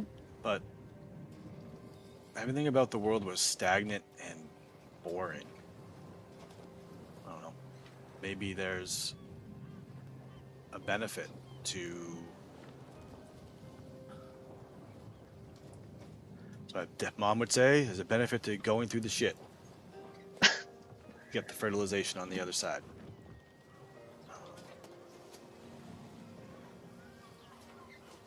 I thought that was weird, but I feel like I get that a little bit now. Maybe. I just don't think I can see that yet.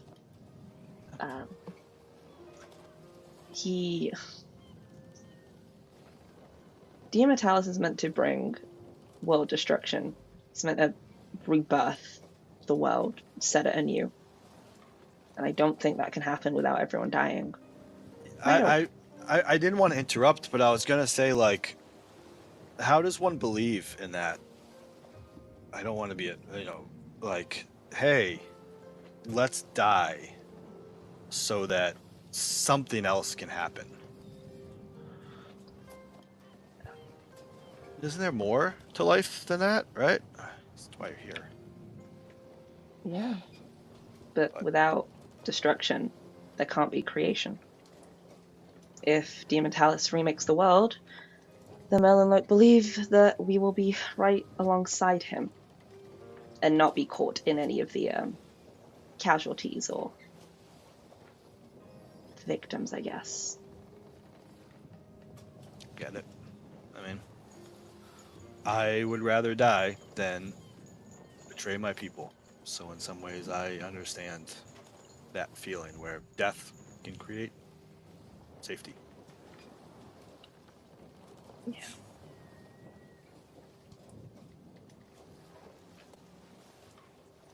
You must miss them.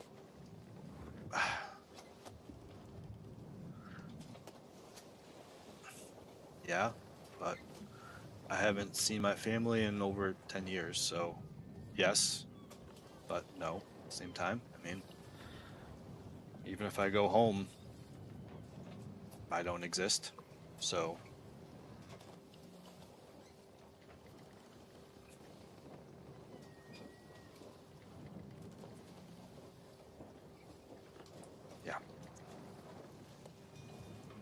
The water is really soothing, isn't it? Never really thought of that. I always just imagined sinking, but somehow sitting atop the ocean. Calming, huh? Yeah.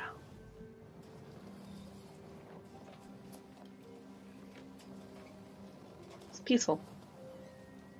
I think we can all do with a bit of peace right now, too.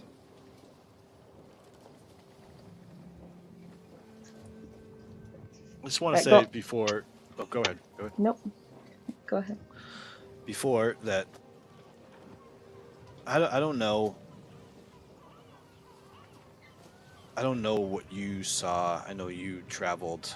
I don't know necessarily what I saw. I have a hard time piecing together dying and being brought back and all that entailed with that.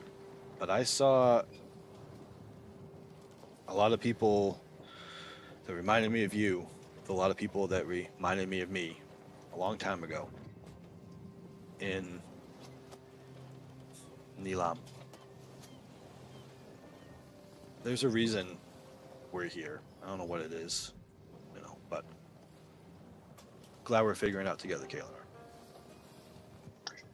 Same here, Rioris. I'm gonna keep looking at my back. I'm waiting for it. I'm just letting you know. But until then, I'm glad you're here. I appreciate that, and you always got to watch your back. And speaking of watching backs, I'm going to get you in this next round. And I think Kay just immediately starts doing the lines for another game. Game is bullshit. This game. It's not I think rigged. You in just between, can't like play it. we also like cast mending to like clear it off, and so we don't have to actually move or anything. Just all right, this game's done. Incredible. I would like you both to give me a perception check, but not for what you're thinking. Probably.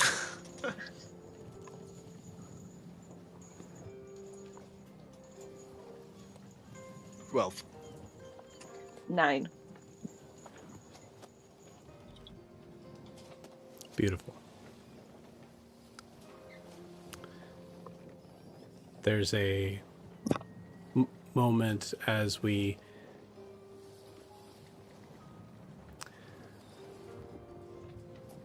zoom up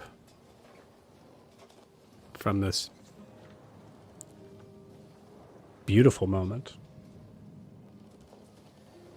seeing Kaonar and Rioris on the deck, and we zoom up to the roost as we see Nala just staring down, expressionless.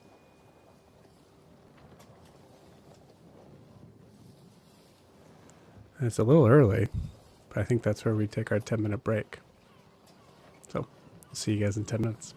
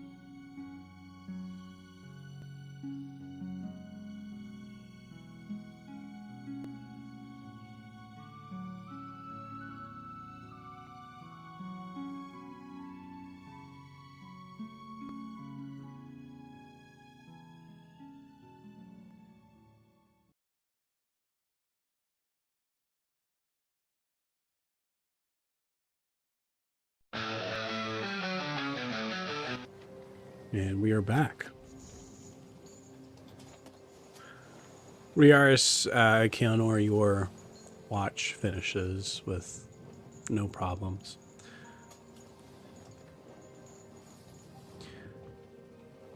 As you go down to inform Car and Zed, we're going to switch scenes for a moment, but I want to make sure that I give you guys kind of space to say if there's anything specific you wanted to do before we trade off. I think my count is 12 to 12. I guess we'll have to pick this up next time. Alrighty.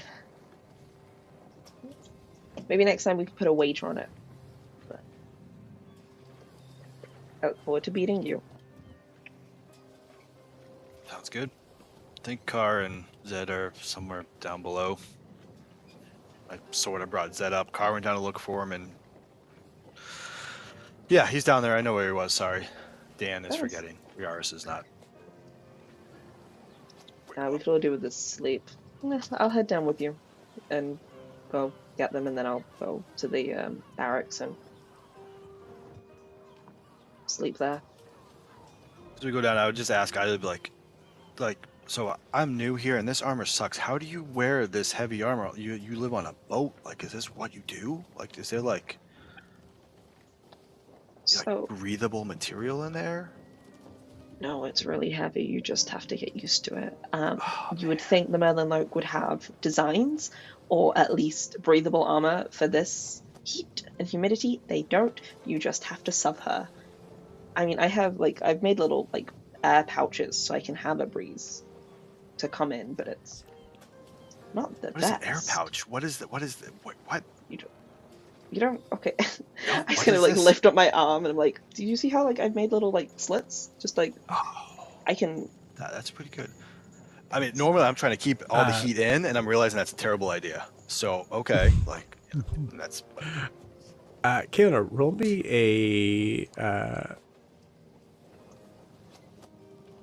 a wisdom saving throw.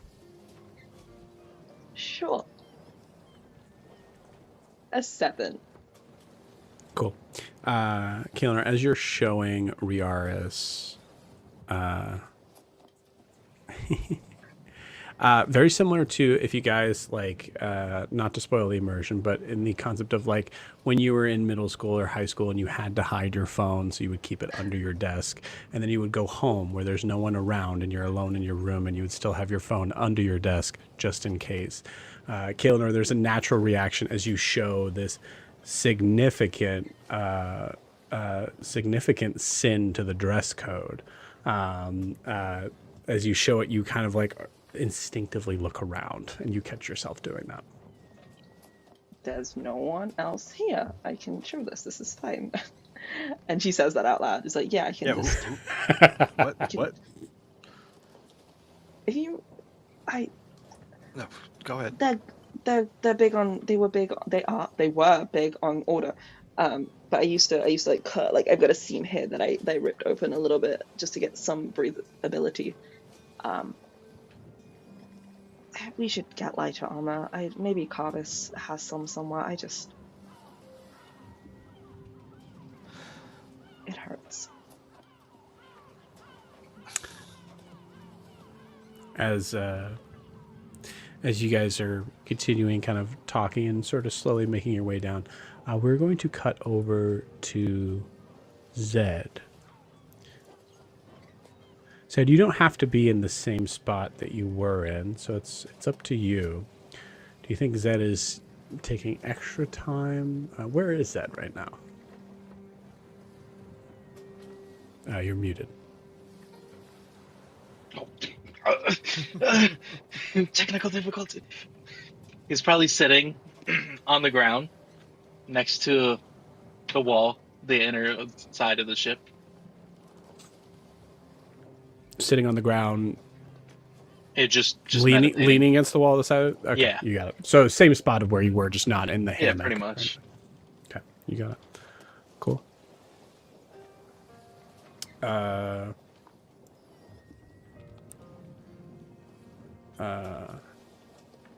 Give me a wisdom saving throw.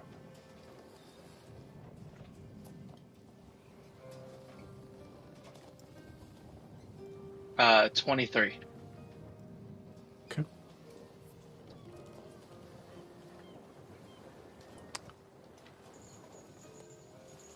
A 23.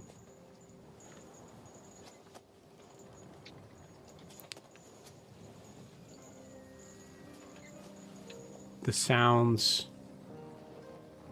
of the creaking ship, the water sloshing up against the sides. There's a difference between the sounds that water makes against a boat in shallow water and a ship out at the open seas.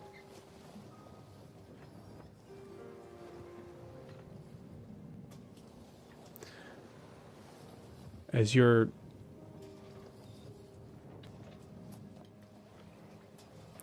drifting off, staying as alert as you possibly can, you actually feel yourself slipping even away from the alertness of it as you hear the crackle of thunder.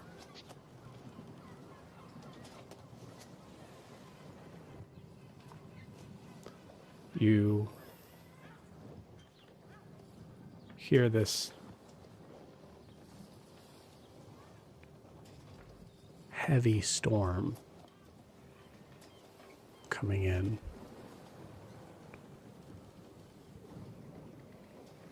But you're not able to make sense with the idea of the calming sounds of the waves lapping against the ship.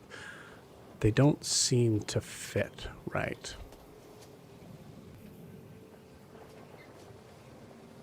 Zed, what do you do?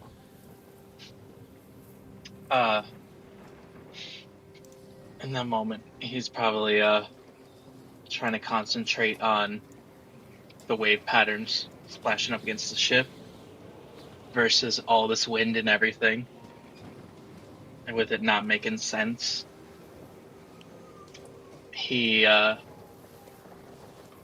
there's just like a second or two image of just him somewhere else inside a ship.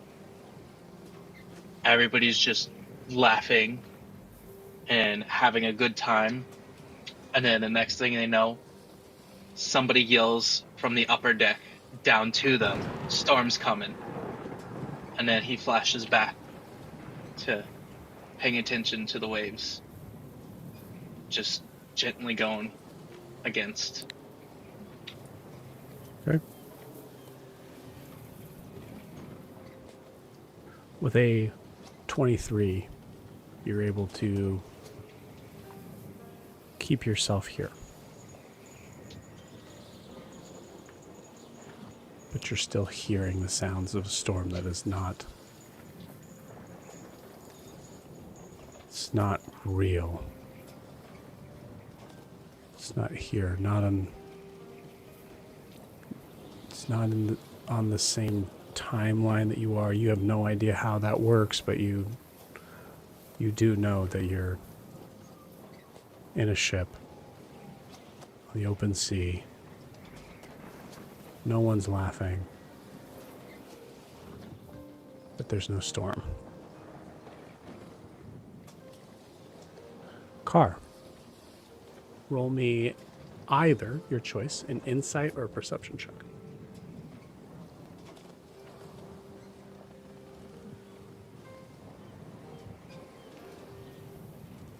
Rolled insight and 16. Great. Hold on to that number, please. Kaelinor and Riaris, you come down to see Carr and Zed. Zed in a state of what would seem like trance, but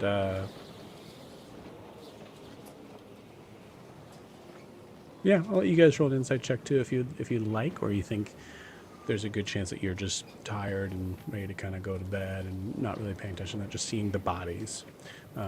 That's up to you. Is Zed like facing the wall? Is that where he was positioning? Like either he'd be away from his back would be. My towards the understanding was painter? his back was to the wall. Yeah, my back's against the wall. So you'd be looking at us, and that would roll an insight check then. Yeah. You're Cool. kind of. No, that's not good.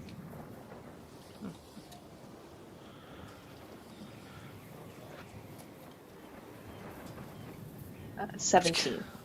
16. Okay. Zed, roll me. I will say. Roll me a performance check if you're trying to seem relaxed and cool. I'll allow it to be deception if you'd like. Yeah, we'll go with performance. That is a 9. Okay. Got it. Riaris, as you and Kalen walk in, you notice Zed's eyes look a little heavier than they normally do. Maybe you were curious about exactly how elves trance. And in the past couple nights, you've noticed how Zed does it. You notice especially that these seem to be a little bit, eyes seem to be kind of like a little bit closer to being shut. I think with that, I might look at Kaelor and say, "You want to get a car? I'll get Zed." Yeah. Kaelinor, with your 17 or 18? 17. 17, and your understanding of elven trances. This is a little bit more than that. You're not entirely sure if Zed is in a trance or charmed to sleep. Not sure. I think I'd say to Riaris before I go find Car, I'd be like, just be wary. He looks tireder than usual. Keoner, also with your, I'll say, what would that number be if it was perception? The same. 17. Okay. Great. So what I will say is you also notice something that you guys haven't really, as stated before we started, something you guys haven't really talked too much about or noticed or anything. You notice that the coral on his arm seemed to be moving as if underwater.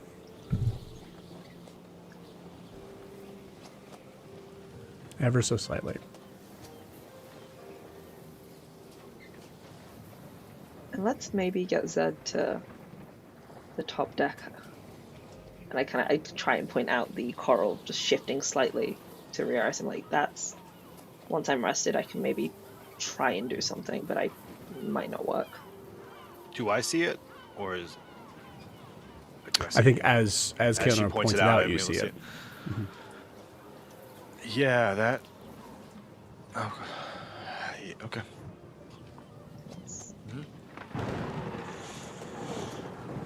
I'm gonna go get Car. I'll head to go wait for Car. Yeah, I'll head to Zed and kneel down in front of him, assuming he's kneeling or something on the ground. Okay. Riaris. How close are you? About what is distance? 1.5 to 2 feet? 2 feet? Yeah. Yeah. Cool. So, not touching him, anything like that. I don't think so. I think so. Yeah, I think I would come down and I would kind of kneel down in front of him, assuming he's down, and just kind of say, "Zed, Zed." You know, because I don't know the trance, but I know he has weird ways of popping in and out of it. So I think I would speak his name first, especially with what Kaelin had said when I see it. You got it. Cool. Awesome. Kaelinor, we'll kind of split the time here. Kaelinor, you go to wake Car. Car's not that far away. He's right close cool. by. Snoring loudly, I'm sure. You see Car is actually Car like does not snore. He murmurs. He murmurs.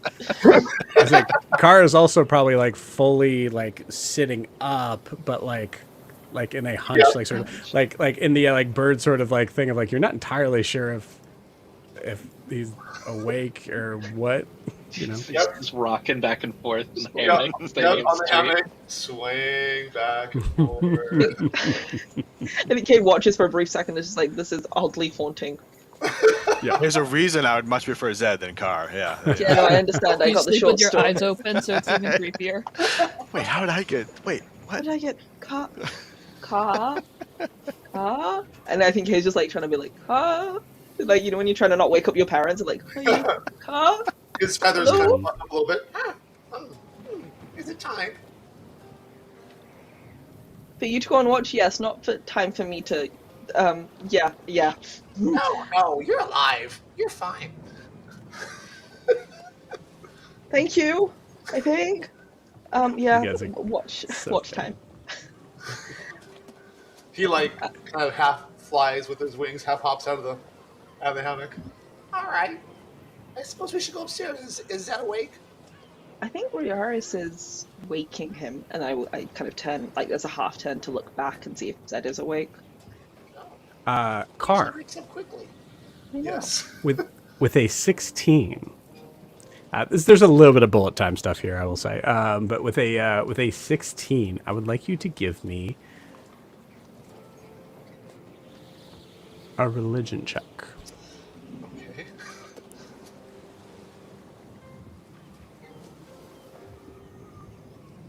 A 25. Okay. I'm not playing a Deem, so it's you know. Clearly. It's Beautiful. like these dice on D&D Beyond know which character I'm playing. Like, I've never known someone who has no middle. There is zero middle. It's either amazing or terrible. Right. Like, yeah, there's no like, oh, 14, cool. yeah, no, it's usually great or why me? Anyway, 25. Car, you notice something from Zed that you're not entirely sure if you have just like never really been as in tune as this, like kind of coming up from like waking from honestly actually probably the first nice roost you've had in some time. This gentle So you've- swaying was like, okay. Yeah, so there's like a calming. You're able to be kind of like revitalized in this, and as you look at Zed, your understanding of elven trances is completely up to you, Jack. Whatever you think Carr would know as far as like, I would imagine it's not much, but Okay. but you've seen Zed do this enough to where you understand the concept. You notice that there's an interesting sort of energy coming from him. And it's hard to describe what it is because it's not something you actually see. But it's almost like I would say the best way to kind of explain it would be like a pulse of waves. This very like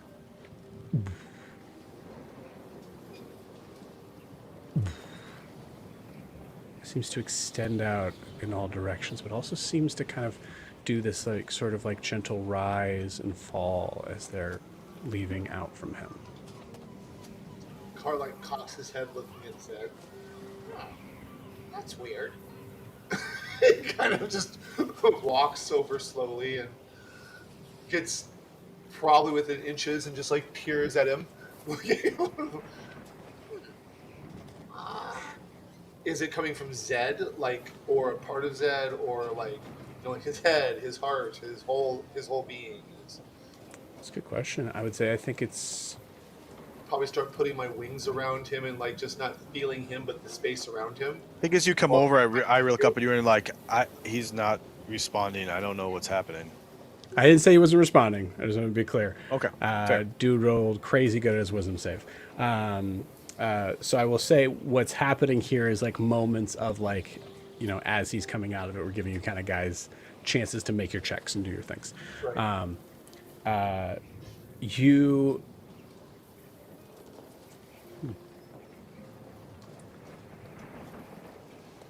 okay, cool. Evil. Roll me a smart medicine folk. check. Oh, which check? A medicine? Okay. Thanks, Yaris. 4. Four. From your current understanding, as Zed is about to kind of like snap awake here, it just looks like it's coming from his whole body. Okay. So probably before he snaps awake, if I have the chance, Carr is thinking briefly actually about Chase and how he was the spirit of the island. And Carr would just mumble loudly enough so Kay and Riaris could hear. I wonder if he's with the spirit of the sea. Just trying to connect what Carr knows about terrestrial people and aquatic people, which is about nothing. But the island has a spirit, so might the water have a spirit? And I'm gonna regret this, maybe, but Then you have to do it. but it's something Carr would do because Carr trusts the people he's with, and there is something partially dead on him. Coral is a collection of dead things that have grown on itself and have living things as well. So Carr will reach out with one of his claws and just gently touch. He's not trying to hurt it. Just touch the coral and try to speak to it spiritually.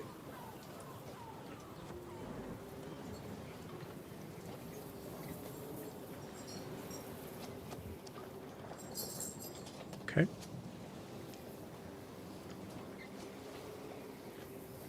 What would you like to say to it?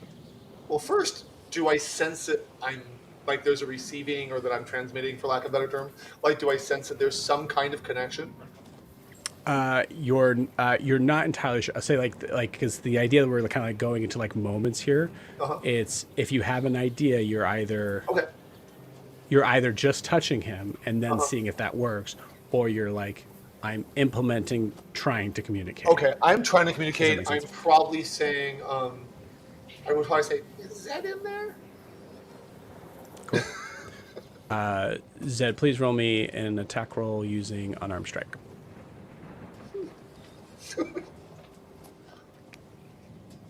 Uh, 12. Cool. If he's rolling to hit me, he hits. Hits? Okay. You were complaining about your armor class, Zed. Mine's worse. So I mean, so all of a sudden, Carr, as you feel that all of a sudden you, quicker than anything you've seen, even from Zed, you all of a sudden feel your windpipe start to collapse as Zed's hand comes up to choke you. Zed, you come to in this moment. I'll probably And see.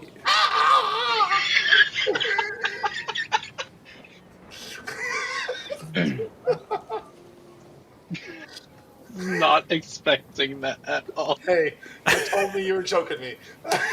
So I probably, my eyes snap wide open, and I just say, "It started with the storm." Oh, car? And I let go of him. And I just instantly snap to reality. Like car's there, and like I'm grabbing his throat. wow, I wasn't expecting that. All right. Neither was. Is there a party going on? Did I miss something? Riaris, Kaonor, you're all watching. around. There's not a storm, is there? I don't think It's been a pretty calm evening. Just the one in here. What is happening? What refixes his feathers? Zed, you hear a final crack of thunder far out, and then nothing. Sound's gone. Eh, no, no, a storm, You okay? waves, You ship. said you Yeah, no, I'm fine. no. Cart, um, cheese, car. Jeez. You Jeez. okay? I think so. Okay, I don't know what You're happened quick. there. Yeah, I'm, yeah, yeah. Uh, You awake is it time now? for what? Are you Yeah. awake now? Yeah, yeah. I'm good. I'm, I'm a-okay. Oh, that's a Uh, way to think about yeah. that. I mean, choking a party member? It gets I mean, can I make an insight check? I mean, Zed, Sure. like, didn't mean. I just Yeah. feel like I have to. Yeah. Shitty. Can I divine sense? I weird vibes. Kay's like, I don't. And Kay's like, hey Zed, you got something there, and just tries to hover a little bit, and yeah, You certainly can. thank you. Yeah, I got an 8. You're not entirely. I mean, you've been up. I imagine I it's think like there's this is Zed. It could be anything. I have no Right. idea. This could just be totally normal. So, okay. Yeah. Oh my gosh. Come on, internet.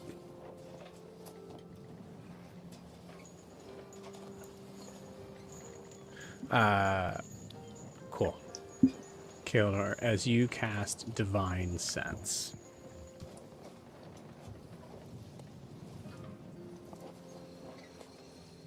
you don't sense beings of undead. But you sense this weird feeling of something leaving. But it's not directional. Or it is, but it's every direction at the same time.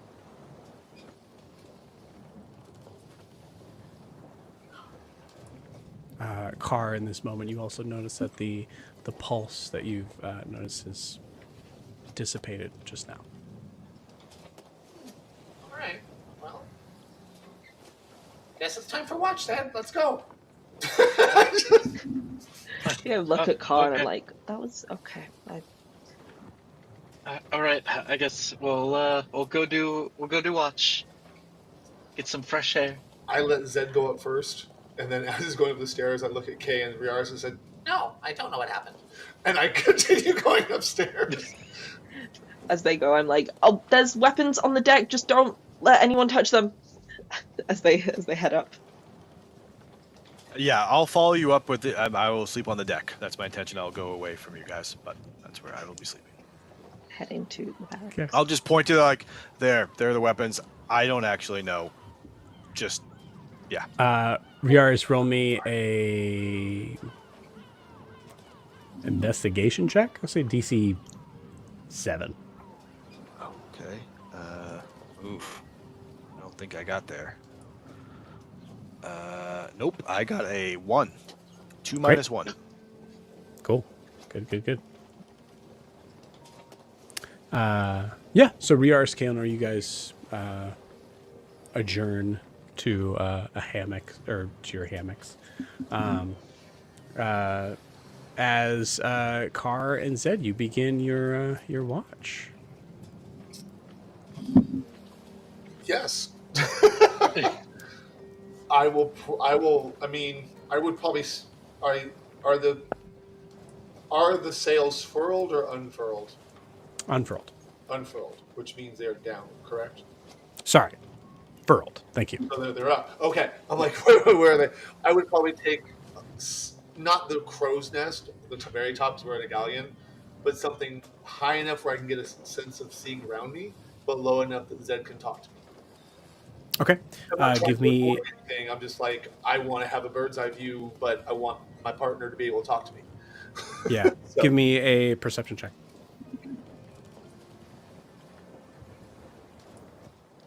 8. Okay. It was a dark and stormy night. Okay.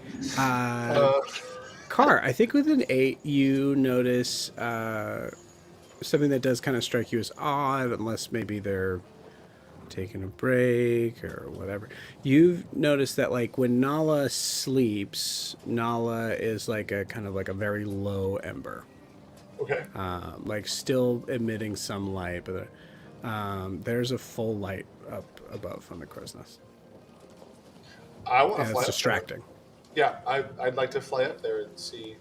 I actually, before I fly up there, I'm like, Dad, I'm gonna go check on Nala. I think that's Nala. And then Un- and just go up there, and I will alight on one of the masts, or I guess is that the horizontal post, whatever the horizontal Sure. name is. I will alight far away from the crow's nest because last time I got her mad, she firebolted me in the back. So, and then just gently approach her where she is. I don't believe in vengeance per se, but I'm also not stupid. So, Dude's prepared. I like it. You see, Nala is staring out from the. She's like in the like she's in the north side, sort of like the cup of that that of that crow's nest, but she's staring south. As you kind of like just kind of come into her vision, she doesn't turn her head. She doesn't like even acknowledge you. Besides a, yeah. what is south of where we are? If I were to fly directly south, what is south?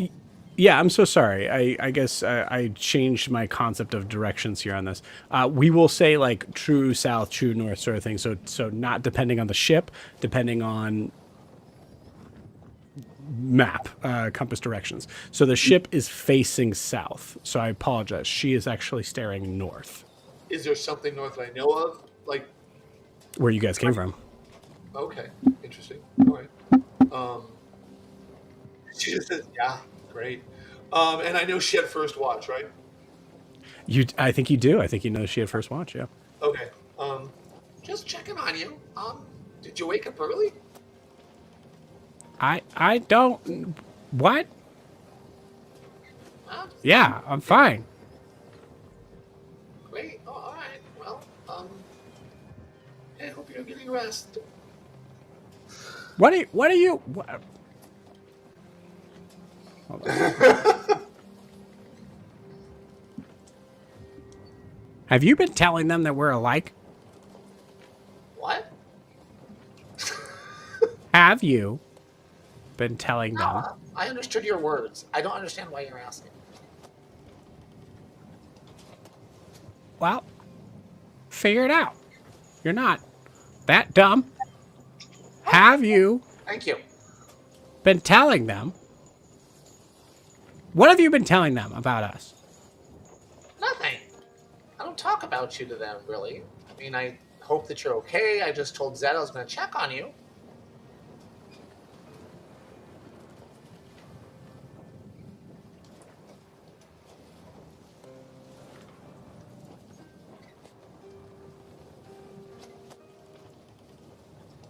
Roll me a persuasion check. Kara's just kind of waiting. Like, sadly, she's not. Well, no. So, unfortunately for the role, she's not dead. I'm glad she's alive. So, 8. Here comes an argument. Okay.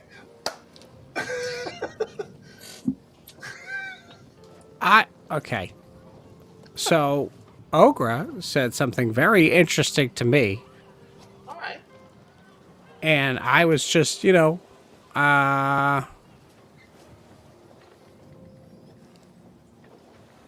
do you want to share? Or should I ask her in the morning? so we're being followed. Oh, what? Zed probably hears the what? Yeah. Oh, let me know if she does step out of the crow's nest. Okay. We're being followed. It's fine. I'm watching it. Trying to. Can you scoot? Sure. Oh, sorry. Like, kind of go to her side, perching on the crow's nest. Mm-hmm. Well, what's following us?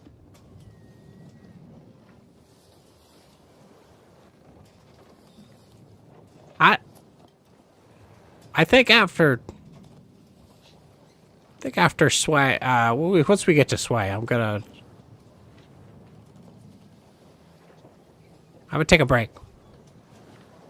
Okay, that's what you need. I'll miss you. What's following us?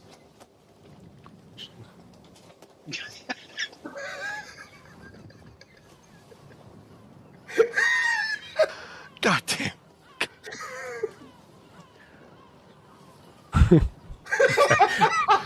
I know what Nala wants to do. I just don't know if Joe has that inner. We'll find out. Okay. Who is Nala at What? this point? I don't know. What? Sorry. What? I asked who was following us. No, you did. No, that. Just now. Who's following us? The giant bat. What did you say? Oh my god. Okay, we'll play this game. I said, who's following us? You're pretty bright. And that had a cut to it. 'Cause Yeah. he didn't like it. You see the like some of the rope that is like tying the like upper sort of part of the crow's nest kind of like catches flame, and she like kind of like puts it out without looking at it. What did you mean by that?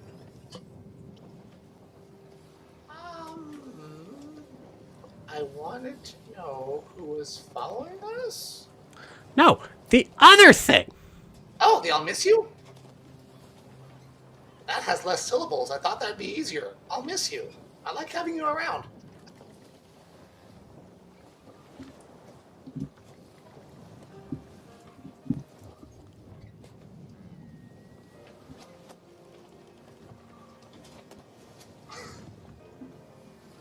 Wow. Cars Okay. out if she's shifting to Eric Cochran or staying in common now with that. Nope. Yeah. I think it's just wah. Okay.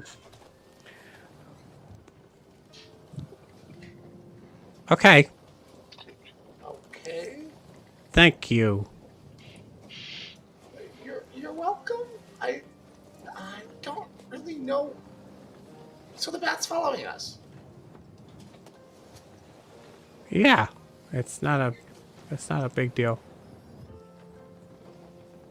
Oh, okay. If I go, are you gonna be okay up here? What? If Yeah. Okay. So he just starts backing away slowly. I gotta go. And you see her just fly off from the I crow's fly nest. after her. All right. So I go after her. Okay. I love it. I think there's a moment as we see She's faster as than we me, but I'm see gonna try. Nala and Car flying out. I think there's a good, like there's at least a full second where she doesn't realize you're following her because you are as black as the night. Yep. And I try to stay out of her trail. Like I'm You got it. Like, or Cool. below it, depending on where the moon might be. Notice, love it. everyone, I said the moon. The moon. Thank you. Ooh. Zed, only as one way Nala around. steps out, you had a held Yeah. action. he freezes up instantly because it reminded him of something Okay. in the back of his head. You got it. Cool. So we see as Zed and Nala and Car take off. We see Zed like kind of like watching and then like frozen completely still. Pause. If you don't mind, can you pause for just a second? Yes. As I'm taking flight after Nala, right when I think she's about to message me and before I leave range, I send a message to Zed, The bat's following us. and then I wanted to know why I'm leaving. You got it. Well, one of the reasons I'm leaving. And I'm worried about You got it. Nala. Is what I'm not saying. So,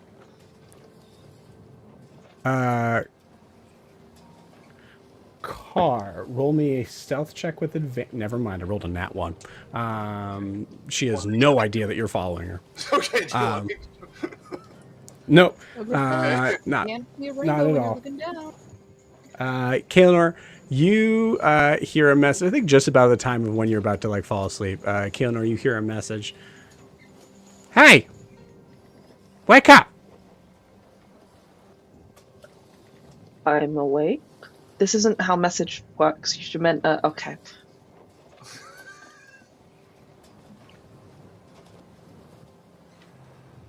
I need you. Come to the window. I go to the window. Okay, cool. She rolled a nat 1, man. I'm just gonna say she rolled a nat 1. So Nala comes to the window. Hey, what does I miss you mean? Um. So I miss you means when. It means I miss you. Like you tell someone you love or you appreciate or you like that, if they disappear or move on for a long time, that you'll miss them. How? What do you mean how? Like you wouldn't miss me if I left right now, but if I was closer to you, like Ogre was or Car, them saying you, like they would say that, no? Like if they said, "Oh, I'm leaving," would you not say it? I'll miss you because they're going, and you don't. So what do I say? Well, how do you feel? Who said this? You don't need to. Don't muddle it. Just just tell me what I say. I'll miss you too. If maybe, would you miss them? There's a lot more layers to this. Who's missing you?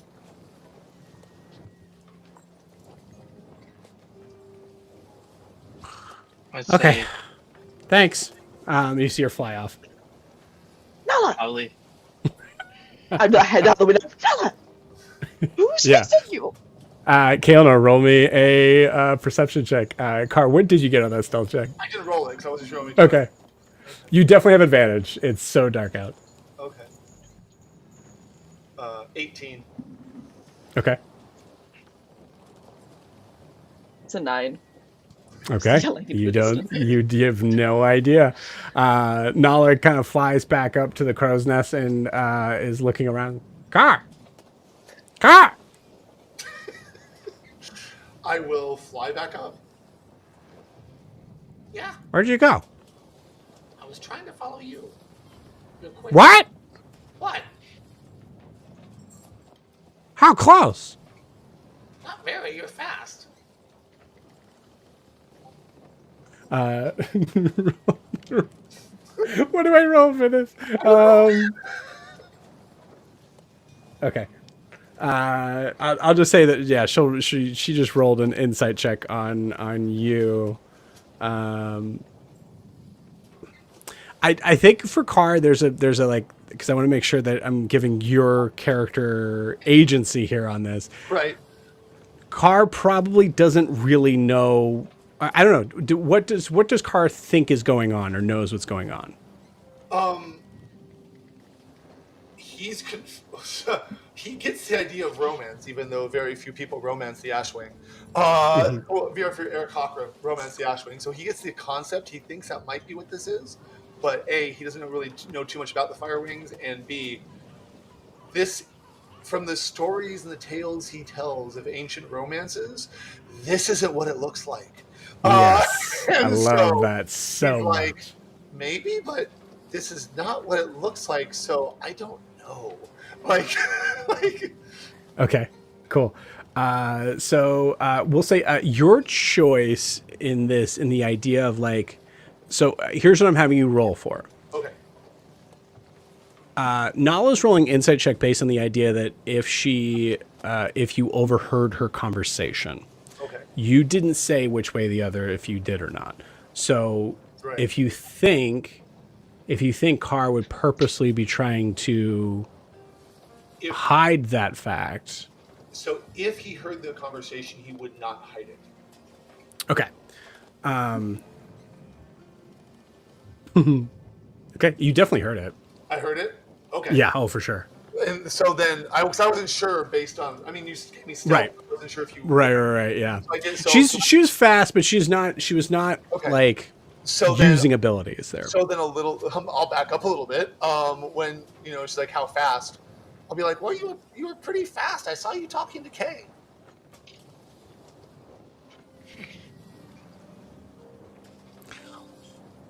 Why? That's really rude.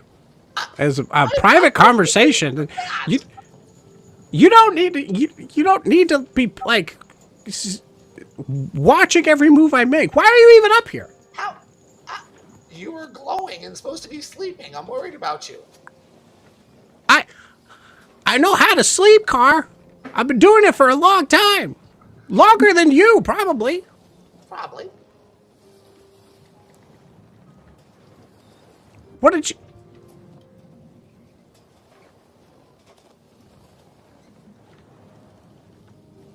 I'm going to roll one more thing. This Okay. is a part of Car that's kind of uncomfortable because he will wait in silence. Yeah, I love that. Okay, he I just love waits. that. Yeah, like, he just waits in silence for her to finish. Yeah, what do you...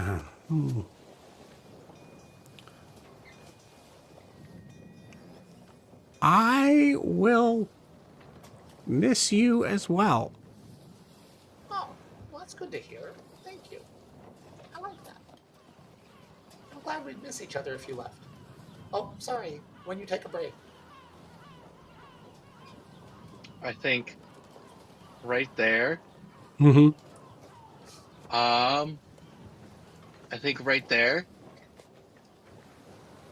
something pierces the bottom, and it's Zed shooting a thunderclap dart right at the bottom of the nest. Okay. You got it. You definitely hit, so go ahead and just tell me what happens. So they would have to doing damage personally as a period. I mean, you're not hitting them because you're not going to be able to get... No, but it's So you're hitting just the bottom of if the they're nest. deafening is if they pass that. Right. So both of them, what are they rolling? Con save.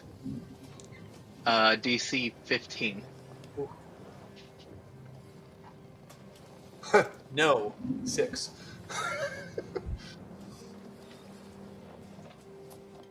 And then go ahead and roll damage. Before he rolls damage, may I ask you, did I get my long rest? You did. Okay, let me take that before he destroys me. So it would be 6. Let me Okay. see. Oh no, it's 2d6 thunder to all creatures within 5 feet. So yeah. So what's the total? All right, let me roll real quick. Also, I need you and Rhea, I need everybody to roll me a perception check. It is 11. Ouch. Okay. Even the people Glad I got asleep? my long rest. Because that was Yeah, I do not have a long Uh, rest yet, right? You do not have a long rest yet. I did. I did because I got my full Yoon speed does. on the last. So probably me Yep. and Zed have long rest. He only needs 4, yeah. So Yeah. maybe if you got 4. Cool. And hurting. Great. Okay. We'll say, did anyone roll below a 10? Kaelinor, Kaelinor and Riaris just fall right to sleep. They're fine. Beautiful. No, Um, Nothing's so wrong. Oh, below a 10? Yeah. I got a 4. Okay, cool. Yeah, you guys are fine. You're good. Yoon, what'd you get? I got an 11. So good. 11. You wake up to this sound. I just kind of slept for the longest anyway at this point. Right. Oh, sorry, I keep doing that, man. Yeah, as you hear a crash of thunder. That is. You also hear both. 2 birds. Yeah, a crazy sort of squawking sound. Both birds trying to kind of like find their hearing membranes on their heads. I believe it's deafened if they fail, correct? Yes. Cool. Both Nala and Kar cannot hear anything, as there's just like a.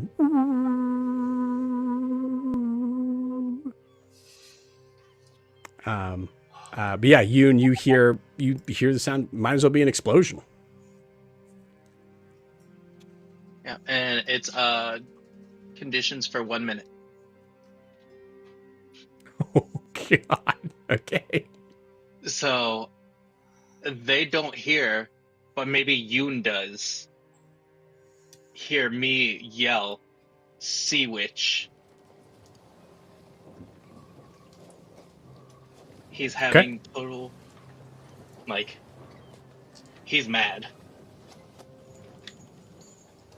Can I react at all? Yeah. Just to clarify, I can't remember if I said this or not. I'm trying to think in the idea of what's happened here. There's no longer a crow's nest, as the 10 was the hit points for it. As it burst to smithereens. Nala is knocked out of the sky for a moment. I'm gonna roll a dex save for her, actually.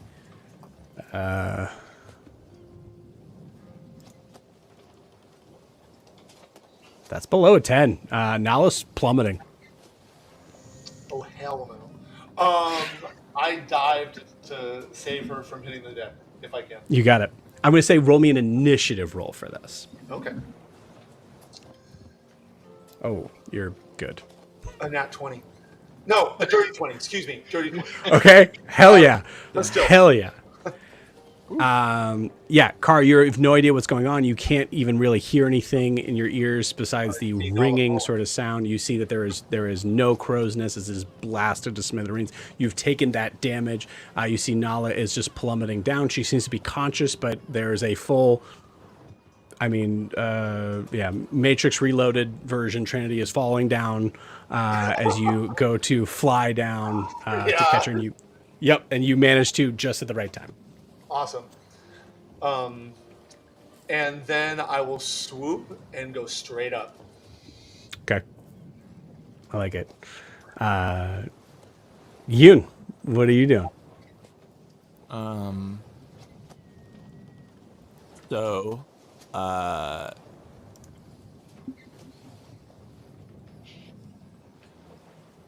Yoon gets up.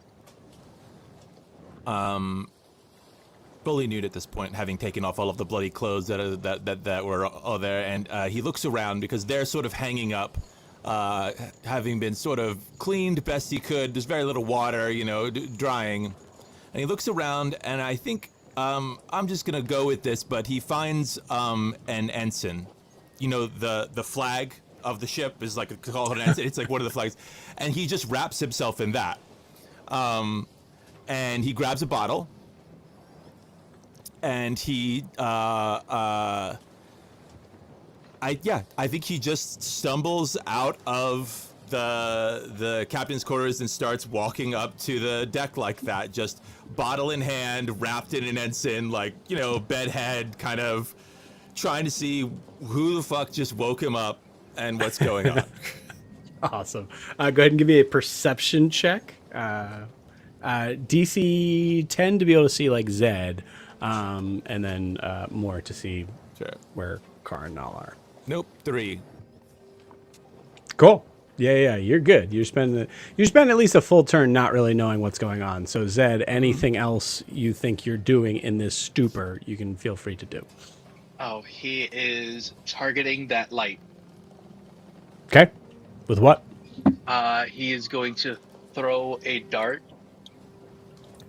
right towards it. Cool. Kar, your full movement is 60 with a dash, right? Yes. Cool. You had to swoop down, grab her, fly up. I'll give you 60, I think. Alright, so that would be me with disadvantage then, because it's 20 to 60. You got it.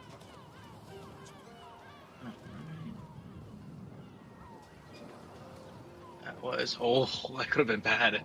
It would have been 25, but it's 12. Okay. If he's rolling to hit me, that hits. If he's rolling to hit... He's Nala, aiming. He said he was aiming for the light, which would be Nala. Okay. So that I will say that misses Nala. It's not like a nat 1 or anything. So we'll say otherwise it would hit you. Okay. So it goes flies wide. Zed, anything else? Yeah, he's going to create water and make a rain cloud over the ship. I'm on the deck. Oh man. Fuck. Oh yeah, you were sleeping on the deck. Yeah, go ahead and give me another perception check, Riaris. Great. Disadvantage, natural 1. Cool. Awesome. Listen, here's the thing. Here's the thing. The perception check, if it's high enough, you perceive rain and situational things happening. Nat 1 is actually a nat 20 for you. You're good. Just sleeps right through it. Sleeping Oh, I'm right saying- through it, baby. He slept through worse. Ogra's Wake up, not hearing any of this because all the wretch. goblins are horrible snorers and Ogra isn't, so she Yes. just like snores. I mean, the other one that might be Kalinor, because I did yell at the loudest as I could, was Sea Witch. That was already rolled. Okay. Yeah. Cool. Busy. So, create or destroy water is a range of 30 feet. So you're nowhere near. But yeah, you cast that. All of a sudden, it's raining. You're awake, so you do feel. I imagine it might be a quick sobering feeling, being wrapped in a rag. Bottle of To be hand, fair, cold an ensign is a large flag at least, so it is Right.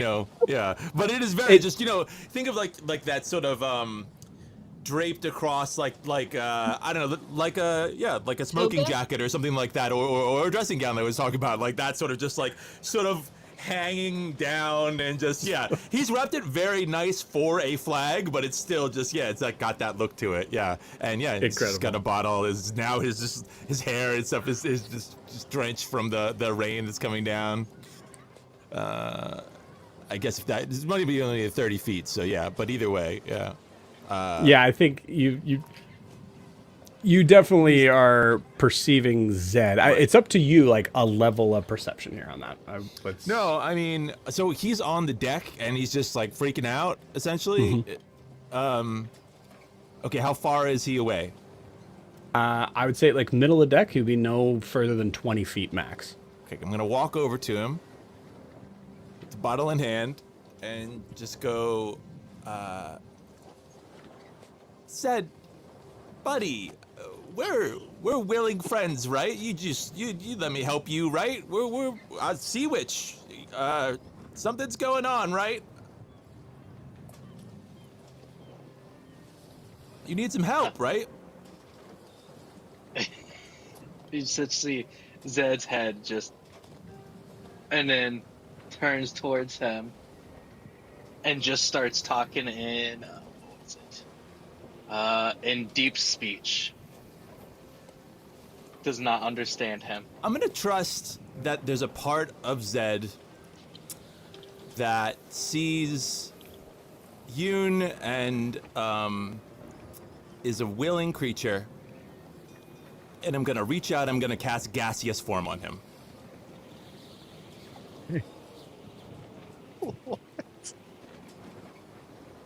Oh, bye, Zed.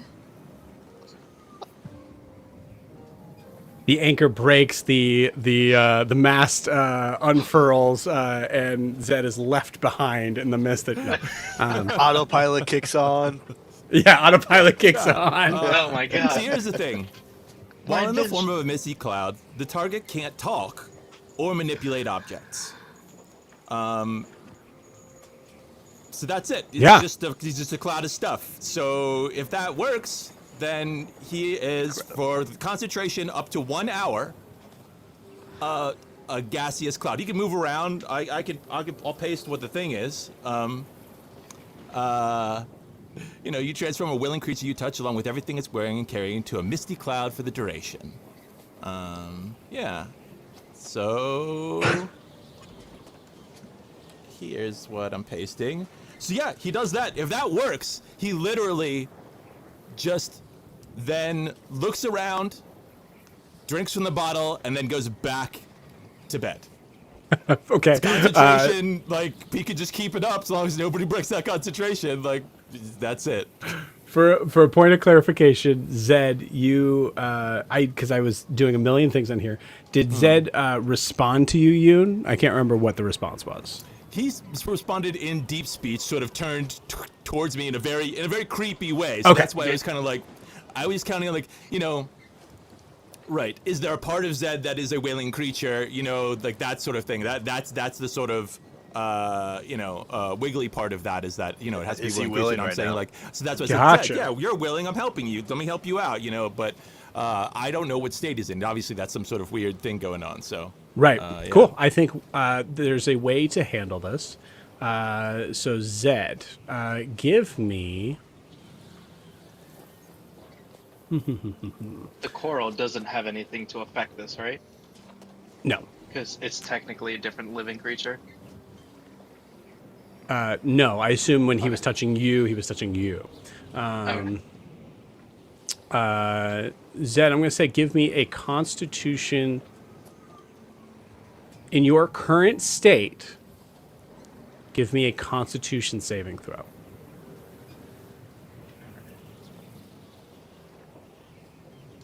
That would be 12. Okay. In my head, on the idea of like Yoon's spell casting ability, things like that, that is a fail. So normal DC is 16. So yeah. Yeah, and your conscious state is that is the sea witch right there. Mm-hmm. So you fail your save here. Yeah, you turn to a gaseous form. That just happens. We see Zed just all of a sudden just.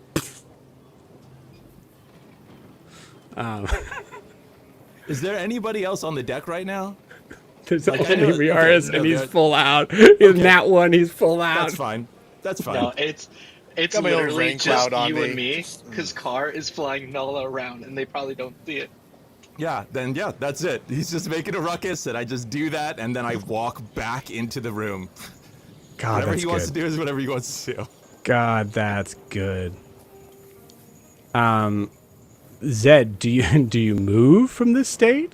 I would say like this probably gives you another Constitution saving throw to be able to kind of like recognize where you are.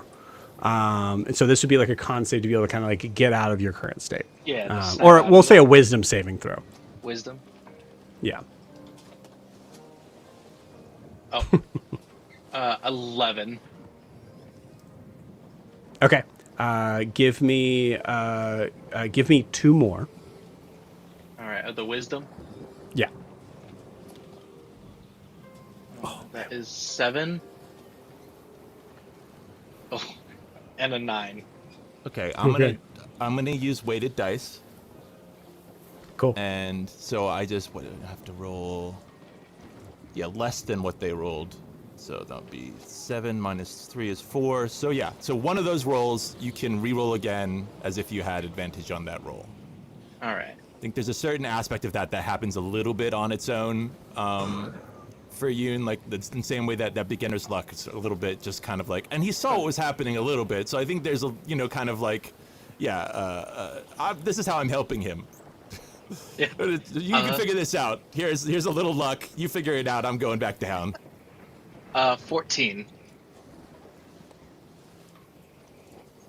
Fuck it. Take beginner's luck too on that one. Take a D4. D4. DC's 15. That'll do it. Yes. Okay. God damn it! Don't fail. Oh, there it is with a 1.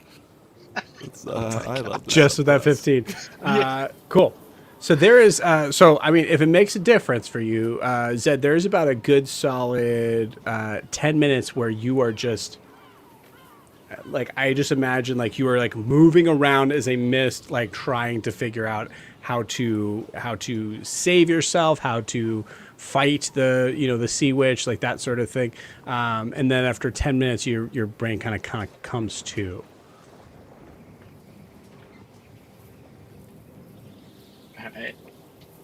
Alright. Do I know that like my whole body is there?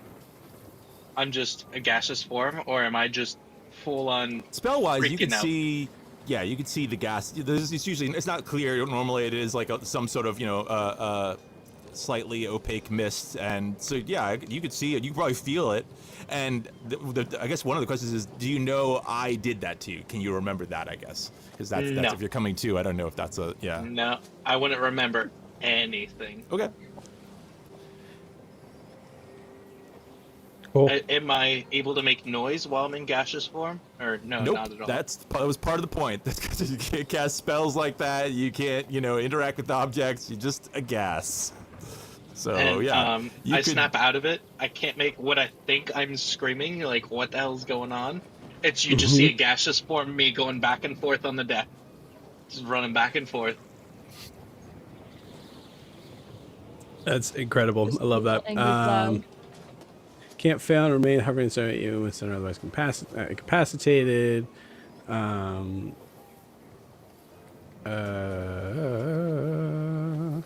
Target can't talk or merely objects in the empty is carrying hold of his job. The target can't attack and cast spells. Yoon, I would say there's Yoon. I don't think there's a way for Zed to communicate to you in any way that he's good.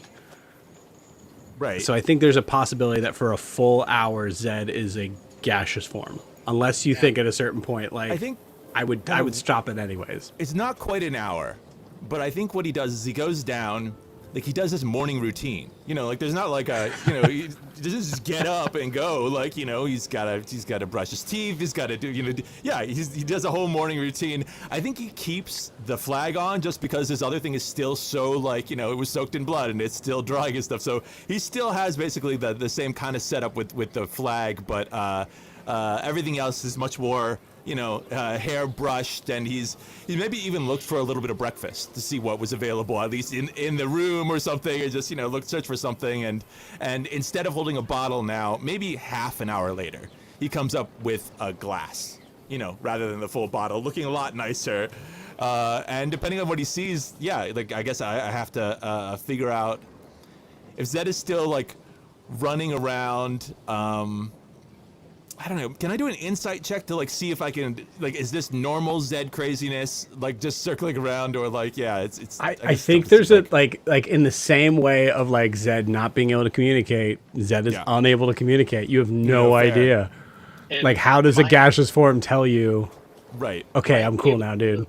Run out of breath while I'm running around, like get tired. No, you don't breathe. I don't think you I breathe. don't think at that state. Yeah. I think So you're I'm pretty, just like. All While right, in the form you of a get- misty cloud, the target can't talk or manipulate objects. Yeah. Yeah, I don't think you're breathing. Or No, anything. I agree. Yeah, I No, think I don't think you're so. not really going to get exhausted just floating around. And Your flying speed is also only 10 feet, so you're not moving very far either. Yeah, well, I think That's I'm great. running like a track. It's just just slowly going, his rain pouring down. Oh my god, I love that so much. In Zed's mind, it's like Sonic the Hedgehog like moving around, yeah. and what Yoon sees is I just think Just a I'm soft dodging cloud. raindrops and stuff, and they're just going through me, and I think I'm just dying by like a rain of knives. you see Yoon like walk away. It's just Fuck, utter hell for me.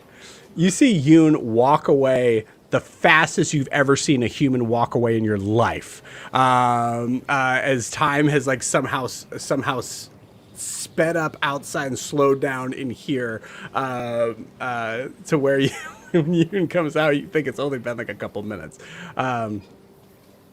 I love this. This is great. I also am wondering where Car's going. Yeah. yeah.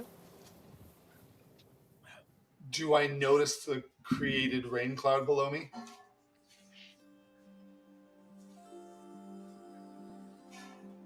I think so. Okay. I think you notice it. Yeah.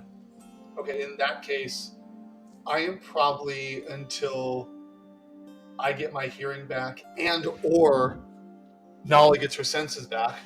I'm probably circling the ship with the rain cloud between me and the ship. At about 100 feet, maybe 150. So the rain cloud's only like 30 feet up. So even like calling it a cloud's kind of weird. So Okay. yeah. Just and then just circling. So people might see me if they're looking.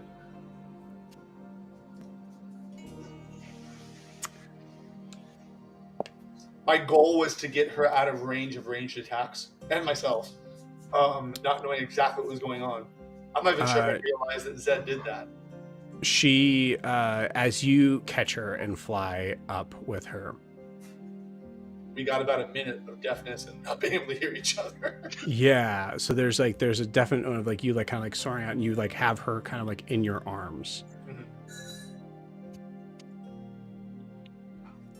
I'd like you to give me an insight check. Okay.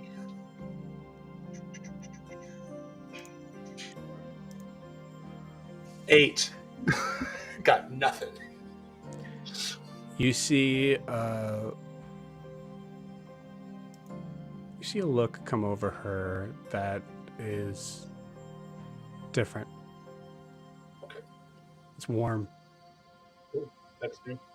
Almost like a little bit of like the hint of a sly smile. She grabs your hand and shoots upward, now using all of her abilities to move as fast and as far as she possibly can. I will try to follow.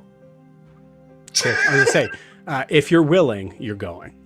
Oh, she's taking me. Oh, I was like, I don't know. taking You have a choice, Scar. I you know? thought that she got my hand removed from her and then she left, but she's not leaving me. She's taking me with her.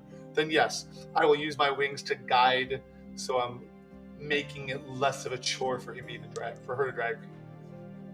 Got it. You fly 100, 150, 200, 250, 300, to the point where you eventually get to a spot where you're at a space car that you feel like it kind of reminds you of the first time you really tried to see how high you could climb. Yeah, like as a child. Yeah. And she stops there, looks at you so fast that it's still deaf. There's no noise. But in a weird way, it's almost comforting because it drowns out everything. Everything that Carr listens to, not even as an Aarakocra trying to make sense constantly of a world around him that he doesn't understand, not even as an instinctual figure trying to avoid danger. There's just a soft hum.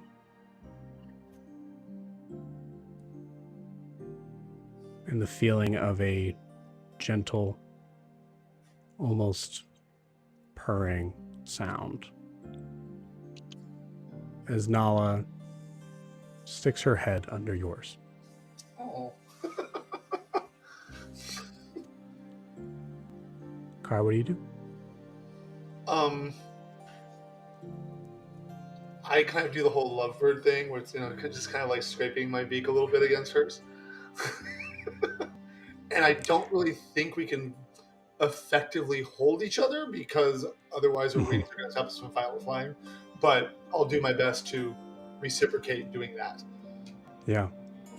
And there's this kind of like bullet time sort of moment that I love that because there's a time where you know that it can be interrupted at any moment in the idea that you would be actively falling.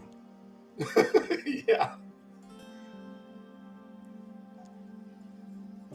And as this moment is shared in the darkness of the night, we see just a glimmer of red appear on the horizon. As the sun starts to rise up in the background. Oh my god, I thought she could do something bad. Okay. I smile at that. Well, I can't. Car doesn't really smile.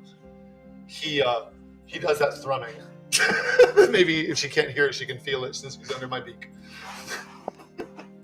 Car, I'd like you to roll me a... I'm going to say it's a... I'll say it's a perception check. Okay. 21. I swear it's one or the other. So 21.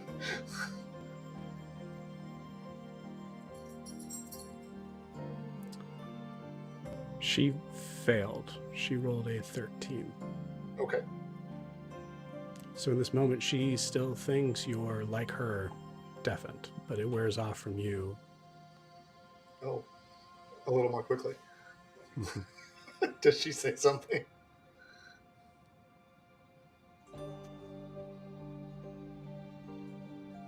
I think she just says to you,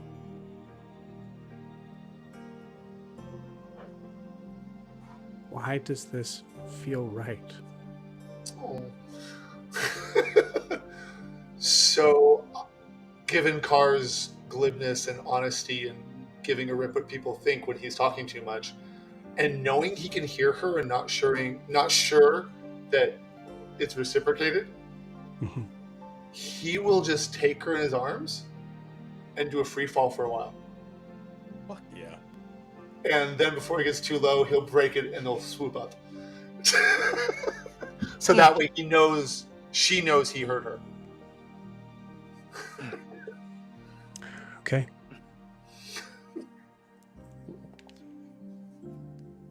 I'm going to tell you she rolled a 6 on What? understanding that. On Oh, understanding okay. I thought like that.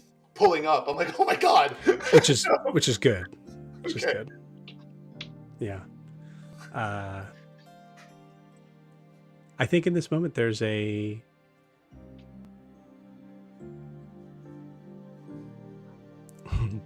a weird sort of sense of, as the sun starts to come up, we see figures in their places waking up. Riaris, you're on the deck of the ship. You wipe your brow as you feel cold, wet. All right, Dan.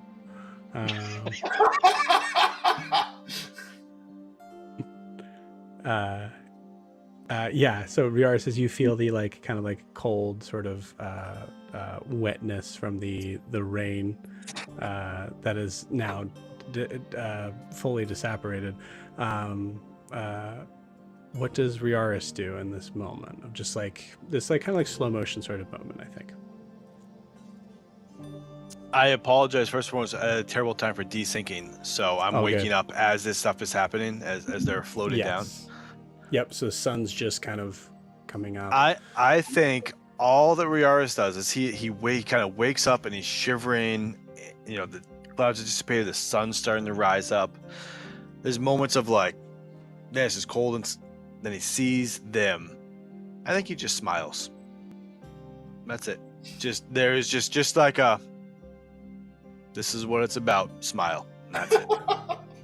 There's a cloud behind him, slowly going by. Actually, I was gonna say, just to make that moment so that when he wakes up, he's not disturbed and stuff.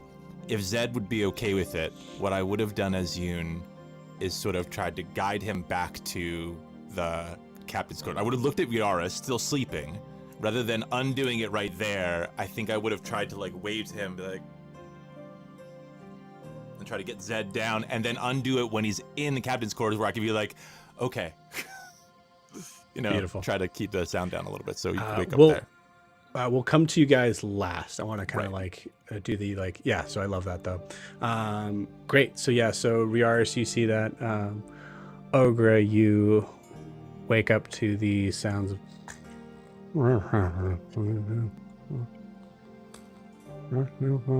but you can see just this kind of ray of light appear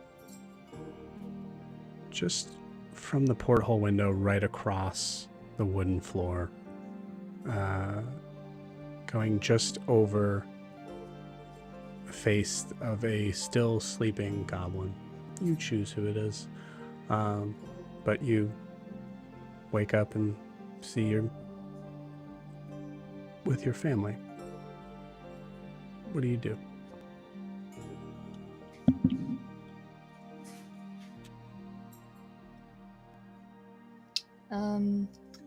I think Ogra, like, after having a moment to actually rest and seeing it's not everybody, but it's something, she just, like, takes a breath. And I have a feeling that they're all, like, snuggled around her. So she's like this, and she just, like, pulls them in closer. I love that.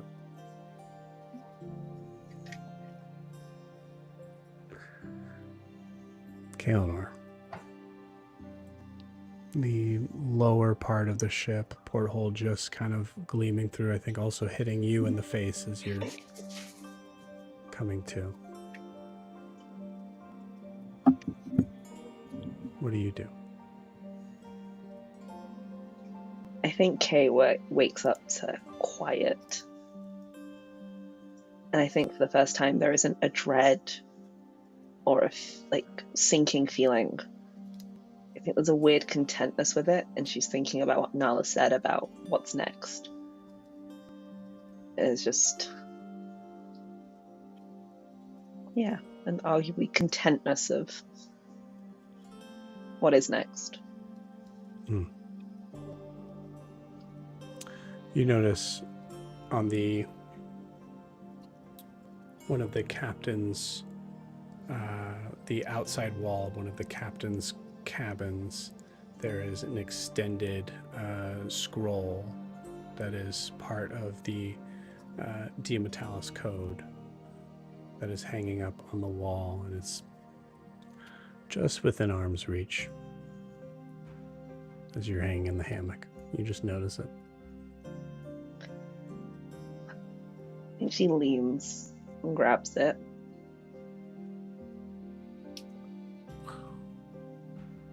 And looks at it for a minute. And does like a really slow tear. She just rips it. She kind of lays there swinging on the hammock still.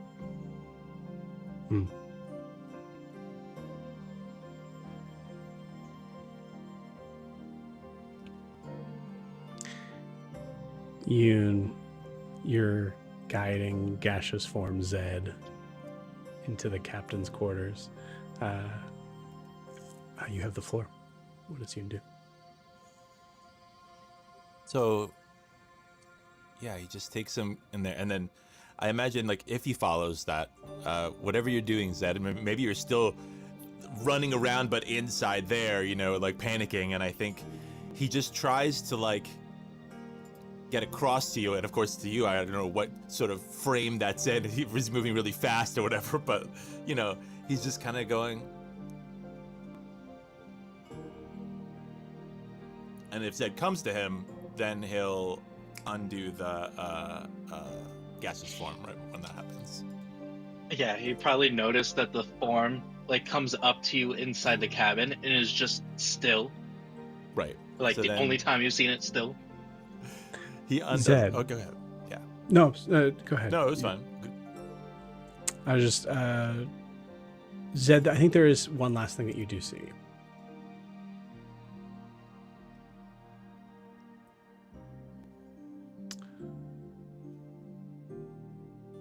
As you see Yoon kind of putting a finger to his lips, and as you kind of walk forward,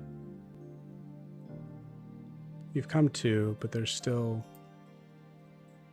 sounds of distant storm in your ears.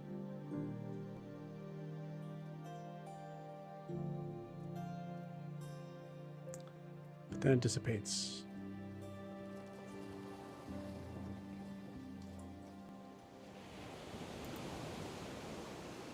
To to another sound. Not of the water lapping up to the ship, but the sound of the tide coming in on a beach, like the island where you found Jean.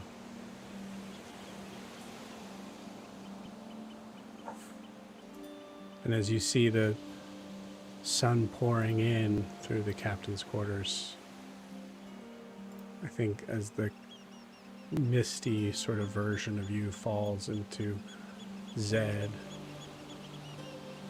there's a stripe of light across your face, separating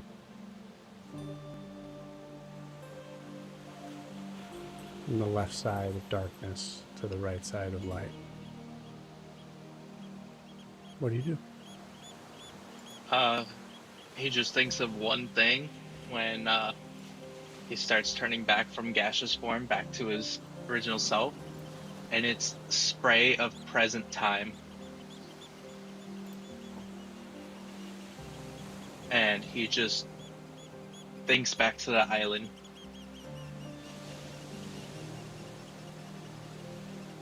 And just tells himself the spray of present time. And then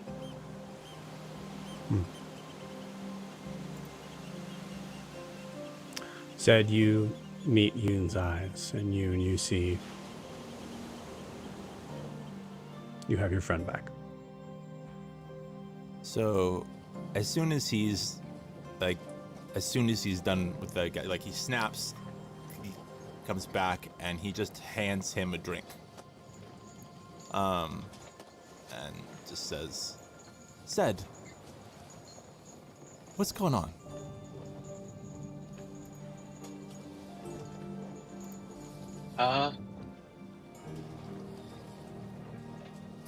I don't know, but something is not good. And I just have that feeling that there's a rougher road ahead. And we need to move fast.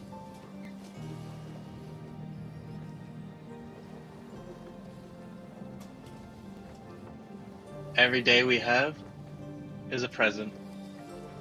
And he just shoots back the shot. I think you're right. I think the storm's gonna get worse before it gets better.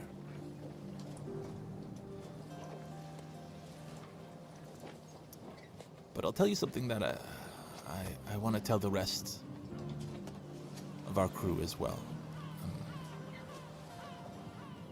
After the ship, I think I know what Sylvia was thinking. I think I get it. And I think I finally believe in what she was doing. And that it will work. Because we are the most improbable fucking group of 6 people on the planet. And no god, no monster, no sea witch is going to see us coming. Because we don't even see us coming. I think that's what she was doing. And I think you're a part of that. So if there's anything you need to tell us, or anything you need, I think we all need to sit down and maybe come clean, tell our stories.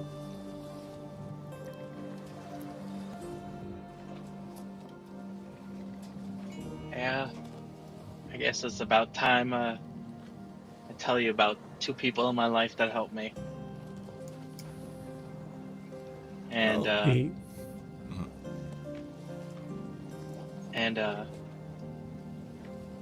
what's really happening with the Sea Witch. We pull away from that moment as we come back to the deck. Kael'nor, you come up from the hatch, and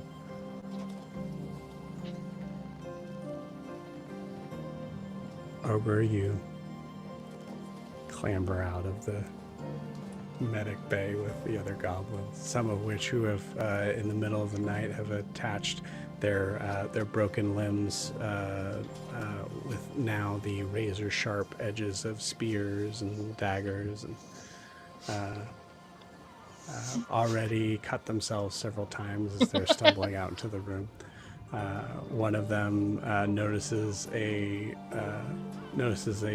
doorknob that they forgot, and immediately put their feet on the wall as they're yanking it off behind you. But you're walking out to the deck. Viaris, as you're staring out and watching Nala and Carr, you notice Kael'nor coming up from the hatch, and your eyes meet.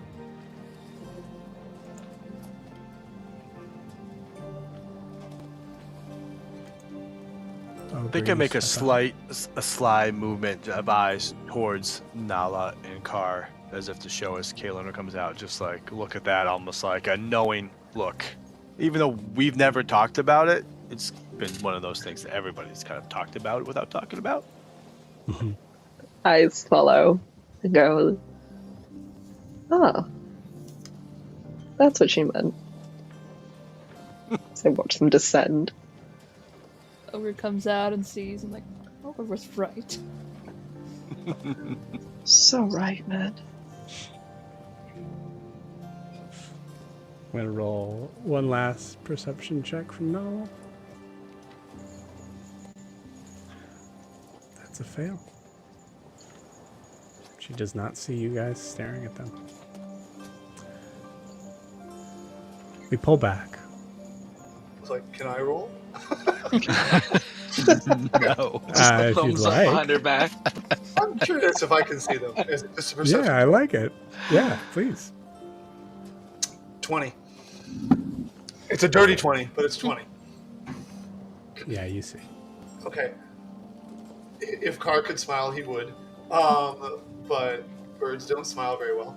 So he will guide her in their flight, because given their wingspans, they really can just fly together. They can't like hold hands, So they're probably just intertwining and flying back and forth with each other.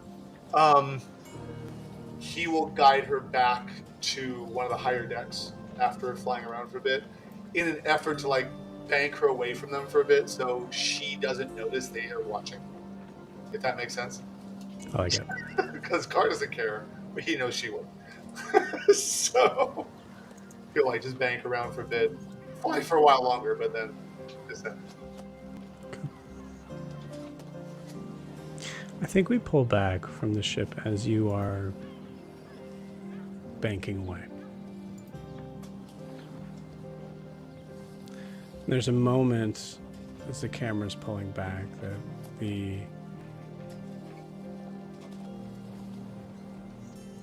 there's a hesitation, there's a pregnant pause, there's the feeling of, in an episodic sort of way, okay, where does the shoe drop? When do we see the monster coming up? When do we see the scary, the confusing, the hard, the sad? When does the floor get pulled out from underneath the Wreckless? But it doesn't come. Not tonight. And with that, we end tonight's session. See you guys next week.